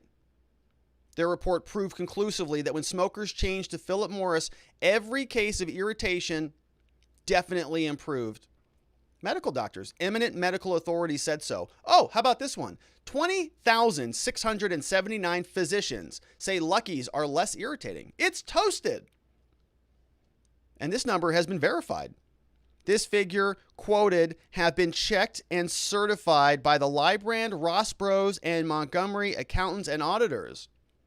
So they were verified. 20,679 physicians verified by Librand, Boss Bros, and Montgomery. Certified. Over 20,000 doctors. Smoke those cigarettes, baby. It's good for you.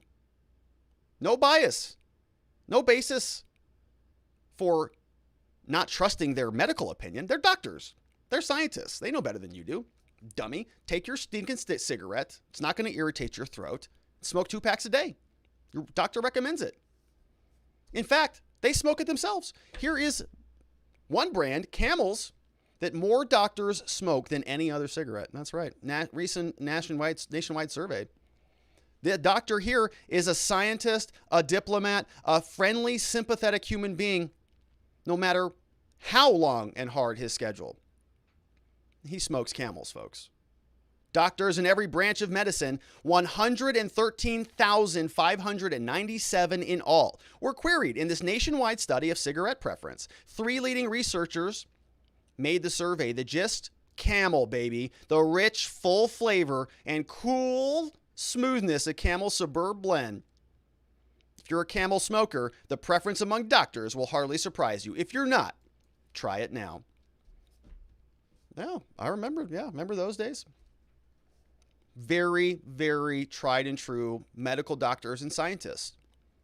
Has this happened in other places? Remember this from grade school? I do. The food pyramid. It's kind of changed now, hasn't it? Remember when they told you 6 to 11 servings of bread and rice and carbohydrates every day? Pasta, remember that? Only a little bit of meat, 2 to 3 servings. 2 to 3 servings of milk, cheese, and yogurt. This whole thing, remember this? Kind of changed a little bit. Wikipedia says that a lot of controversy around this. Several books claimed that the food and agricultural associations, they exert undue political power on the USDA. Food industries like milk companies have been accused of influencing the U.S. Department of Agriculture into making the colored spots larger for their particular food. The milk section has been claimed to be the easiest to see, so people get mad about that. The inclusion of milk implies it's an essential part of a healthy diet, despite many people who are lactose intolerant, right? So they crammed it on there. Why? Because of lobbying.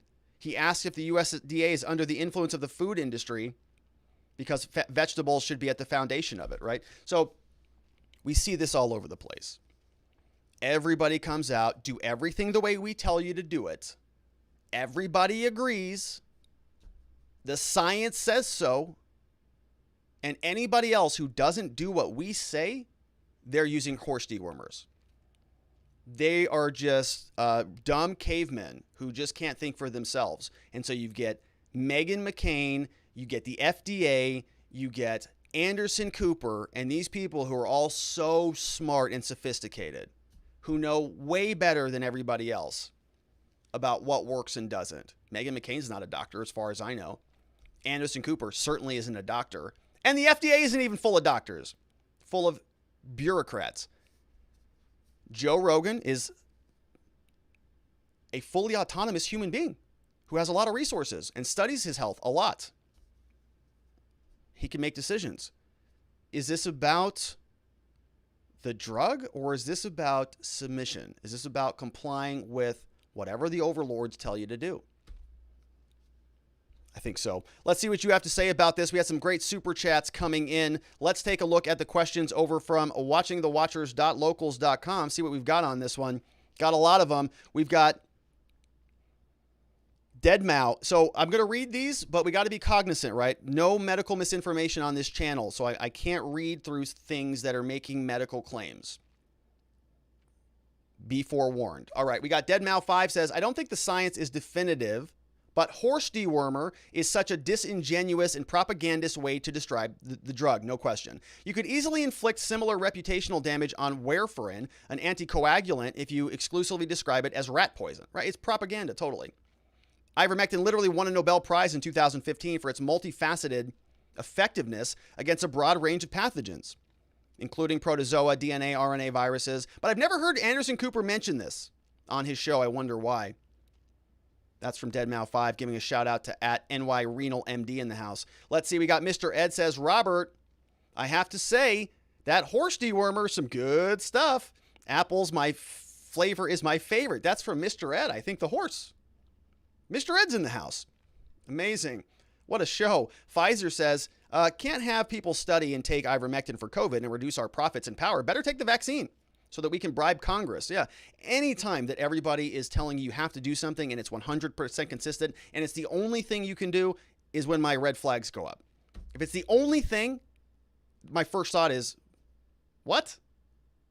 That's like never the case. That's never reality. I'm stuck. I can only do this. That's nonsense talk. Nonsense. Schnookum says, it is also used for cattle, isn't it? Does that get it over the line? So the more animals, the better. The more legitimacy it has for humans. We have Mustang says, how interesting. I had COVID back in 20. Sick for 5 weeks, feeling lucky I survived, yet my then employer still mandated I get vaxxed. Go Joe Rogan. Wonder if HCQ and the Mectin were legalized, this COVID would have been different with the lockdowns. My own treatments as well. That's from Mustang Jeff. Glad you recovered, Mustang. Glad you're still with us. Sorry you had a long bout with that. We have News Now says, did you see the stopped of the conservative activist who was required to take a test in Aspen, but the lab kicked her out because of her previous anti-COVID talk? I did see that. Yeah, that was, what is her name? She just joined the Daily Wire. Candace Owens, that's what it is. Candace Owens. Yeah, she wanted a COVID test, and she got this nasty letter back from the lady saying, we're not going to test you because you are critical about COVID, I guess. Soul Viking says, many people are left in a stadium and shopping center parking lot with news of positive COVID tests. They're told to go home and isolate with little to no treatment offered. Very early treatment, like what Rogan received, should be offered by the person's medical provider.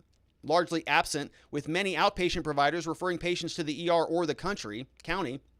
Most ERs and public services do not offer protocols that have been noted to be effective in peer-reviewed literature. Yeah, I guess there's something that you could do rather than just going home and waiting it out, but they don't want you to do that. They want you to just go get jabbed anyways. Ghost Gunner says, those tests are called Ishihara tests. I'm also red-green colorblind. Yeah, so am I. And people, when I tell people that, they're like, what color is this? And I say, it's a red shirt. I hope it's a red shirt. I think it's a red, maroon, whatever. They go, oh, well, so what are you talking about? Can you see this? Yes, it's blue. But it's like the very close pigments. It's like the close, like the redness in Rogan's face. I probably would not be able to see that all too well, which is why the show here was like yellow for like 6 months until I figured that out. We have Jeremy says, Rob, as soon as I heard about the story, I knew it was a hit piece. Honestly, however, how is anyone that takes so many different treatments to know which one was the contributing factor? In IT, when we troubleshoot, we change one thing at a time so we know what the solution was. Well, you don't have that option with COVID. It's coming and it's coming, whether you try it, whether you figure out the right concoction or not. So Joe Rogan did what Joe Rogan does, and I appreciate his tactics there. I think I might do something similar. We have NY says, Renal MD says, first, Ivermectin is an FDA-approved drug. Second, he received the monoclonal. So if more people take the monoclonal now, if they become positive, which requires seeing a doctor, I'm satisfied putting up with all of you know it's all messing around in my profession. Rogan, CNN, Anderson Cooper. Finally, Robert, there are glasses you can buy to fix your vision. Are there? Well, I've been handling it this long. I don't know that I need to worry about it, but that's funny. I didn't know that. Thank you for the medical solution, doctor. I just got a doctor visit from the good doctor, the good NY Renal MD. I love this show. It's so fun. All right, we have another one. Angel22 says, honestly, it was mostly likely the monoclonal antibody treatment that got him to test negative so quickly. We got this treatment for my husband on the day he tested positive. He was already pretty sick, tested negative, was all better about a week later. Yeah, that sounds very good. That's great news. Why is that not everywhere? Because they're trying to get you to comply. The World Health Organization also approves it for other uses, not only for animals. Having said that, I would not buy it at the feed store. Pharmacy grade would be different. Also have a savvy, holistic physician prescribe it and monitor it. Right. A doctor. Talk to a doctor. I'm not giving anybody medical advice, but yeah, my analysis personally is I talk to doctors personally. talked about my situation, talk about what they know. People I respect and rely on, people who seem highly educated in this stuff. I talk to them, get various opinions on this, and then come to my own personal conclusion about it. I don't listen to what Dr. Fauci says to me and 400 other Americans and say, oh, well, that must be the solution that's perfect for me. That's lunacy. He's not my doctor. Neither is Joe Biden or Rochelle Walensky. We have Thunder7 says, the CDC does not want natural cures. 3 scientists who created Ivermectin won 4 Nobel Prizes. Been used to treat people, other animals for decades, just like other drugs. Big Pharma cannot make billions, so they degrade it. By the way, the head of many programs are neither doctors or scientists, just vax pushers. Yeah. Salesmen. Vax salesmen everywhere you go. Everywhere I turn on the TV, I'm so sick of it. Even conservatives. I listen to their show, vaccines, all day. All day. Can they talk about something else, for crying out loud? We have Joe Rogan is what journalists should be like, my man. That's from Sweet Potato. Says, if you look at the trees, the sky, and the teeth, you can tell it's manipulated to some degree. Avid Adobe product user here, but either way, he does look very sick in my opinion. Wishing him well. People say that the I word is for horses is like saying we shouldn't drink water because horses also drink water. That's a good point. Yeah, that's true. What are you? Are you taking that horse urine? It's basically what you're drinking, you know. When you put that in your, that's the same thing that horses put in their mouth. It turns into urine and you're drinking it. Ugh. You probably listen to Joe Rogan, don't you? It's just disgusting. What an animal. Let's see. We've got another one from Monster One. Says the inventor of Ivermectin won a Nobel Prize for medicine. The reason why they try to discredit it, because the other emergency use authorization is a good reason. If they approve an alternative treatment, they would have to stop the vaccine. I see what you're saying. So the emergency use, the ability to get emergency use authorization is predicated on the idea that there are no alternatives. If there are, then it's not an emergency. Go use that thing. You don't need this. It's not an emergency. So if they approved another drug as something that was appropriate as a treatment modality, then that would eliminate the emergency and negate the need to have the EUA. Interesting. Very good comment. Thank you. We have Kareem says, Joe Rogan has had many conservative commentators on over the shows, though I have also heard some people say that Rogan is definitely not on our side. Though recently I've seen he's against the passports, so I don't really know where Rogan stands. Yeah, Rogan is sort of hard to pin down on those issues, and I think that's why a lot of people listen to him. And I think there's some good reason behind that, right? I talk about this a lot here, that a lot of people find themselves needing to be bundled with certain political ideologies. I'm good. I'm just going to put myself in this bucket. Republicans good, Democrats bad. Democrats good, Republicans bad. Sean Hannity, Rachel Maddow, all day, just, beating each other up all day. And it's not that interesting to watch or listen to. It's not even that intelligent. It's like the same rote talking points all day long, every day, without any real actual analysis, just reading from a teleprompter all day. So Rogan likes to take multiple sides of multiple issues and changes dynamically at will, and is not even upset about that, which I think is a very, very admirable quality. A lot of people, I think, consider consistency to be a little bit too overrated, and they pigeonhole themselves on the idea of consistency. I have to be consistent no matter what. Well, if the world changes and the data that you have in your head changes and you have a different perspective because you're a year older and a year wiser and you learned some things and you thought through it, well, change your opinion. Change it. And you can leave a political party. You don't have to stick with them. They don't care about you. All right, we have another one from Anderson Cooper. Says, I'm just butthurt about people having alternatives to vaccines. And that's not a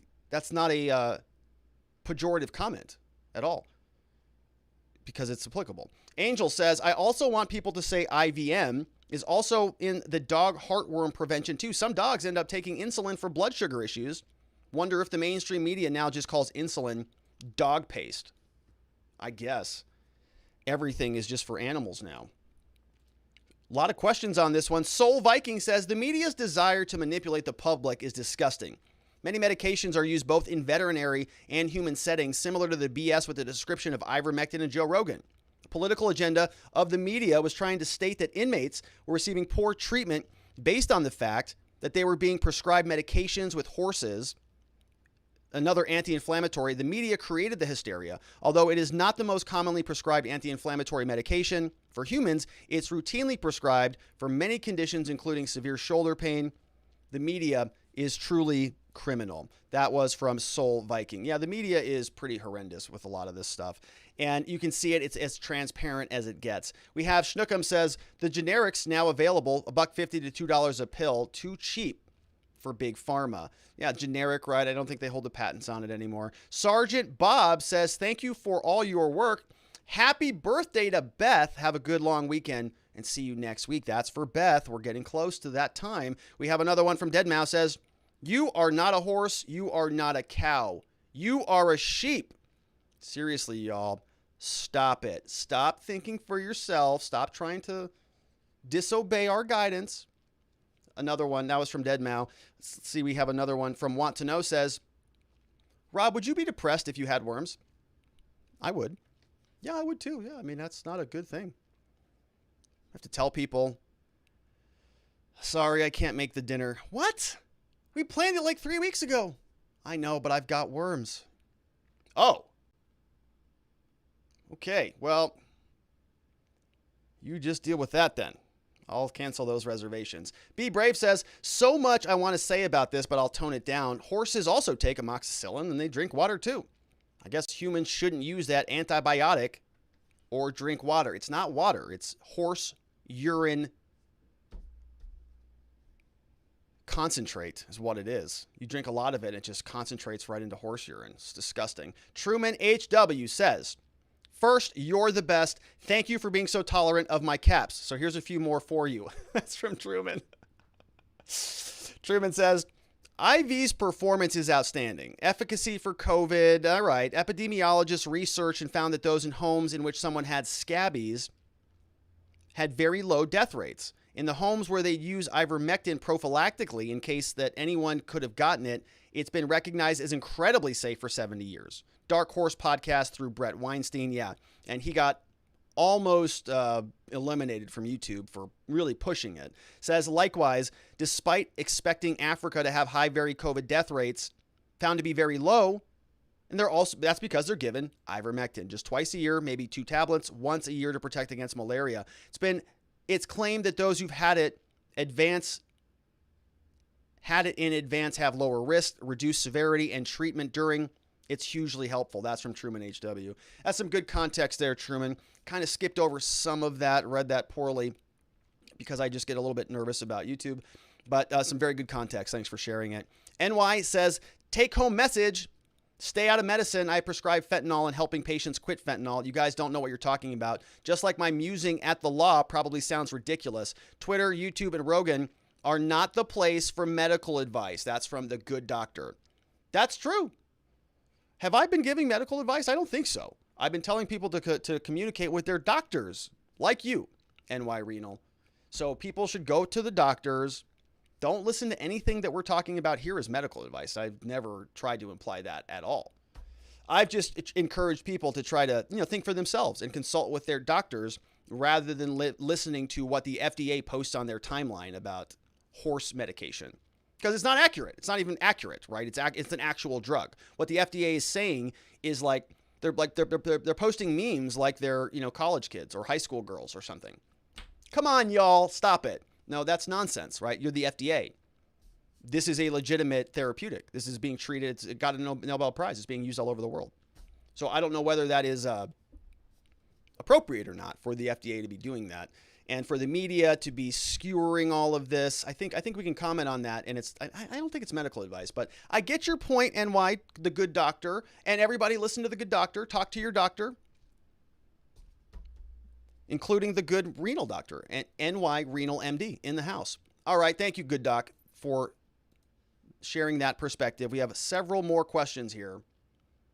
That one Florida man says, a great segment, says, I know it is dry, but all you have to do is look up the prescribing information, which is approved for the medication to confirm approved indications and doses from that one Florida man. Thank you. With regard to smoking and doctors, they wonder why some don't trust the climate science. I was going to find a bunch more of these. I was thinking about that specifically. Remember about the climate change stuff. How many people have told us that the world is going to end. I've heard it, 30 times in my life. Acid rain. When I was a kid in like social studies, I was like stressed out that the rainforests were going to melt because acid rain was going to come down. They showed us all these movies of like, these bad computer graphic imagery of like the world melting down, building, melting because acid rain, because humans were polluting the whole ozone layer and all of that stuff. Did that happen? I thought Al Gore said like the planet was going to be buried in water in 10 years. We only had 10 years to act. Wasn't that like 20 years ago? It's not. It's all hyperbole. It's nonsense. All right. Sergeant Bob says, good job on the food pyramid. I did a competitive bodybuilding and learned a lot about food. Too many carbs equals fatty people, as you know. Still watch what goes into my pie hole. Promise this is my last comment. Go off to your weekend. That's from Sergeant Bob. But I got nowhere to be, Sergeant. This is where I want to be, right here with you. Let's see. We've got a few more. Big Pharma says, shut up and take our vaccine. It's good for you. Trust us. It's not like we want repeat customers, right? No, they don't want a subscription service. That's insane. Why would anybody do that? Amazon Prime, Netflix, Hulu, Apple. You also have Disney. You have Peacock now. You're going to have Moderna and Pfizer also. They'll just ship them to they'll Amazon Prime that stuff right into your arm. Amazon's drones. Zip, right here in your neck. Right from the CDC. You'll just be sitting there in your lockdown home with your Australian face scanner app. Yes, I'm here still. Okay, good. You're home. Perfect. We're sending the drones. Zip, zip. You just get your 2 jabs, your booster shots. You pay your subscription fee. You turn your Netflix back on, and you just get back to being a good slave like they want. Very good. I'm looking forward to it. What else do we have? Several other questions. Former LEO says, could fact checkers who claimed factual statements are false and their statements cause financial damages be held responsible as libel? I don't think so. So first of all, that's not my area of law, but I mean, I guess these are sort of opinion statements. I see what you're like. Does Joe Rogan have a cause of action against these people who are saying he's taking a horse dewormer? I don't think so. I don't think he'd be successful there, but I understand your point. Now, if they were to do something like that and it caused actual damages to a person, if the statements came and they caused damage to somebody and it was a little bit more inaccurate, I think that maybe they would. But I mean, technically, I think they could make the argument that it is a horse dewormer, right? They could probably get away with that. Say, we actually do use this chemical to deworm horses. So it's technically true. It's just propaganda, and it's not. We know what they're doing.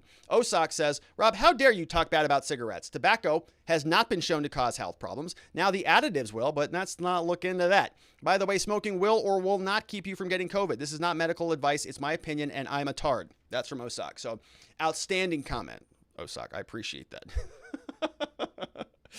Very, very, splitting both sides. Smoking, it either will or it will not keep you from getting COVID. And you can take that to the bank. It's brilliant.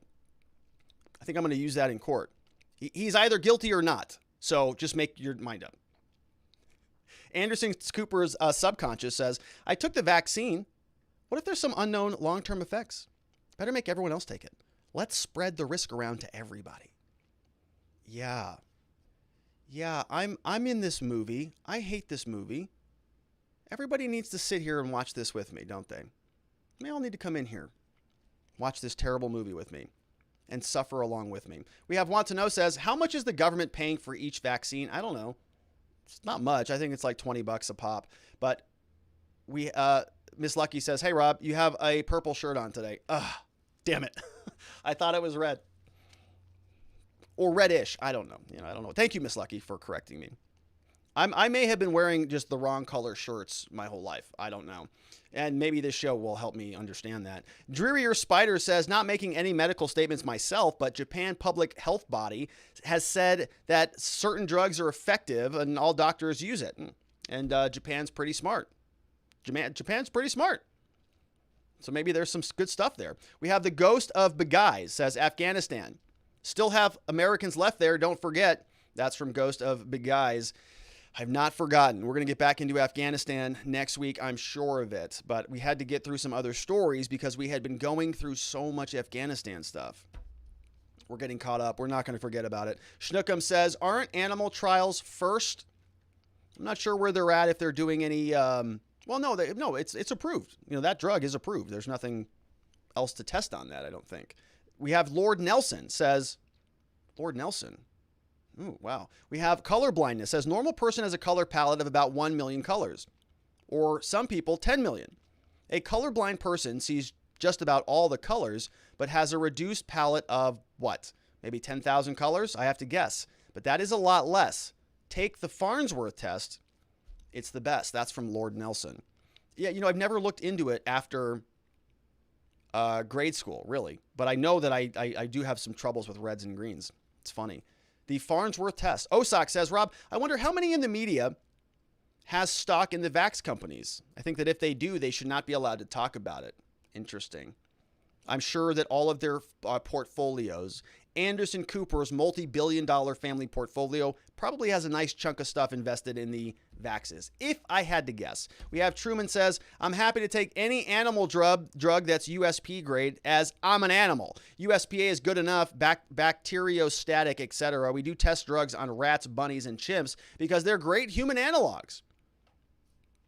Yeah, it's a very, nonsense argument. They're trying to they're trying to be pejorative, right? They're trying to make it seem like it's a disgusting drug that's going to wreck your body. That's intentional. We have Schnookum says, any input that in the vax animal trials, no, I can't talk about that. Whether the spike protein was found in different things, I don't know anything about that. Ghost Gunner says, Al Gore also used clips from science fiction films in his movie. Yeah, I thought that the whole coast was supposed to be underwater by now. Sir Kexalot says, calling ivermectin a horse dewormer is like calling penicillin bread mold. That's also a good point. Another one says, I still think an employer should be warned of their liability for demanding a vax of the approved version, which doesn't have those protections. So I don't know about that stuff. Truman says, think about how damn smart this Robert guy is. He knew you were talking about the claim regarding Anderson Cooper when the question about liable was asked, and also his, like a scientist, modesty of reminding us it's not his field of expertise. That's from Truman. Well, I think that's a compliment. I think. Thank you, Truman. Yeah, look, I don't know. I am definitely not one of those commentators who's going to come out here and pretend like I have answers to everything, because I certainly don't. And I change my opinion all the time. Sergeant Bob, are you the guy that has been blowing through red lights in Scottsdale? No, that's not me. Is that happening? Is something like that going on?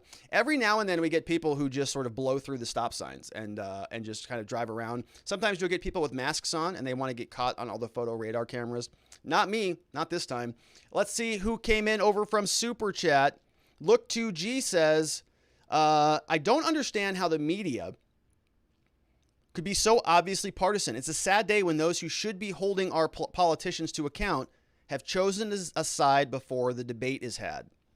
It's from Look2G. Yeah, the media they're doing themselves a disservice. Okay, if anybody looks at this and they have some admiration for Joe Rogan, which is like a huge, significant portion of this country that listens to him and finds him to be likable, and then now they're sort of, running his name through the mud like this is some moron who's just so dumb. That doesn't support their cause, right? You win more you catch more flies with honey than with vinegar.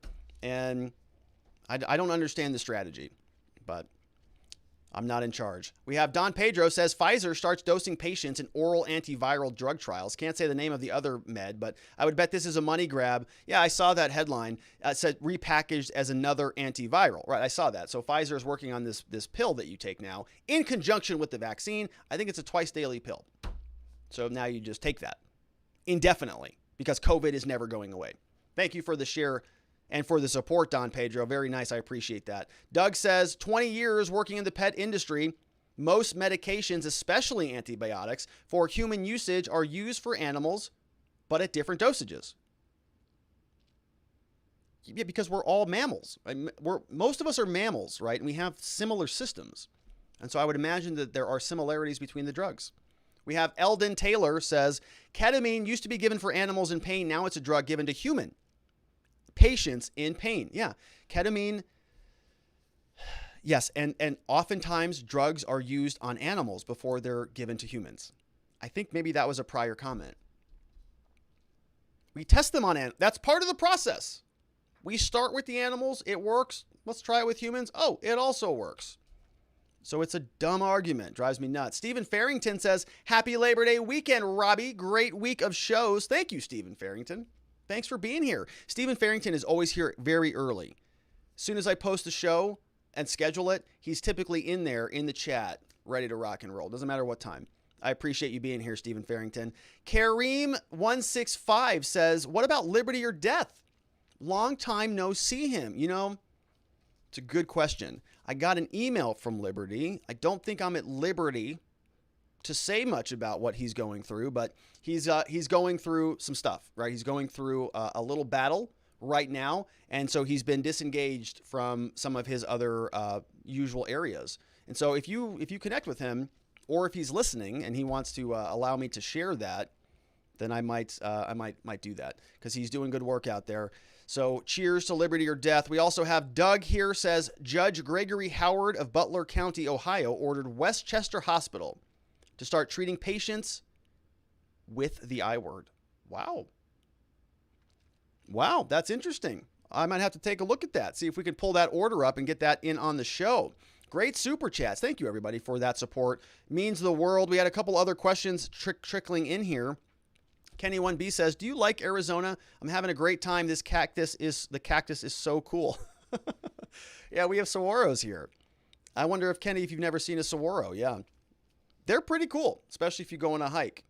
And I know I got an email I owe you back, Kenny. I know that's coming. We got a supporter over on Twitch. Happy Merchant is now following us on Twitch. If you're over on Twitch, we're building up a little bit of an audience over there, which is super cool. And I might have to bust open Dyson Sphere. I have like this huge Dyson Sphere base that I've been neglecting for the last 7 months. But it's a fun game.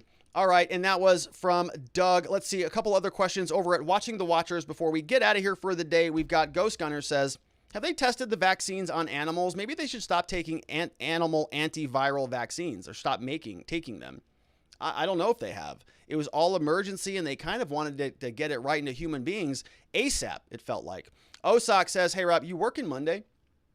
You know, I don't know what I'm doing on Monday. I don't know what I'm doing on Monday yet. The office is officially closed. We are closed. In fact, most of the office is gone already. They left a long time ago today. Most people, not most people, but a significant portion of people took some time off, which is very, very nice. But we're officially closed on Monday, and I'm trying to determine what I want to do. We might do a show, though. We'll see. We have Schnookum says, don't read this, just FYI. Label and drug FDA. The drug has been used outside. Okay, that's from Schnookums. And that was our last, that's from Schnookums, so I won't read that, but talking about FDA approval and some other things out there. So those were great questions and tremendous support over on YouTube. I appreciate all of those that came in. And let's see what else we have on the agenda here today before we wrap up the show. Is there anything? There is something else, folks. It's that time. Happy birthday to you. Happy birthday to you. Happy birthday, dear Beth Coddington. Happy birthday to you. Beth Coddington has been with us for a very long time. Very supportive of the show. Has seen the show grow. Have multiple permutations and seen a lot of the trials and tribulations, some of the changes. And has always been here supportive and has always just been amazing. An amazing contribution to the community. And so locals over there shouting happy birthday to Beth Coddington. I can see that going off in the chat. Super cool. Happy birthday, Beth. You know what? You know what, Beth? I think what we're going to do in honor of your support and you just being an amazing person in general, we're all going to take the day off of work on Monday. Don't go to work. Celebrate Beth Coddington. Take the day off in her honor. Well deserved. Happy birthday, Beth. Thanks for being here and being a part of the community. And if you want to be a part of the community, well, I want to welcome you to some other people who have signed up recently. We have Miss Tree of Life. We've got West Pole. We have Sir Kexalot, Teresa Simone, Dave 2, Avalon Acres, Timbo 411, and Don M11 signed up and joined the community this week. If you signed up yesterday, I forgot to put your name on there, but it will be there all next week and beyond. And so last week we had Monster One, J Rowe, we had Grim and Nightmare, Chai WebDev, Action Man, Doc Thunderbone, and Miss Danny all signed up at watchingthewatchers.locals.com.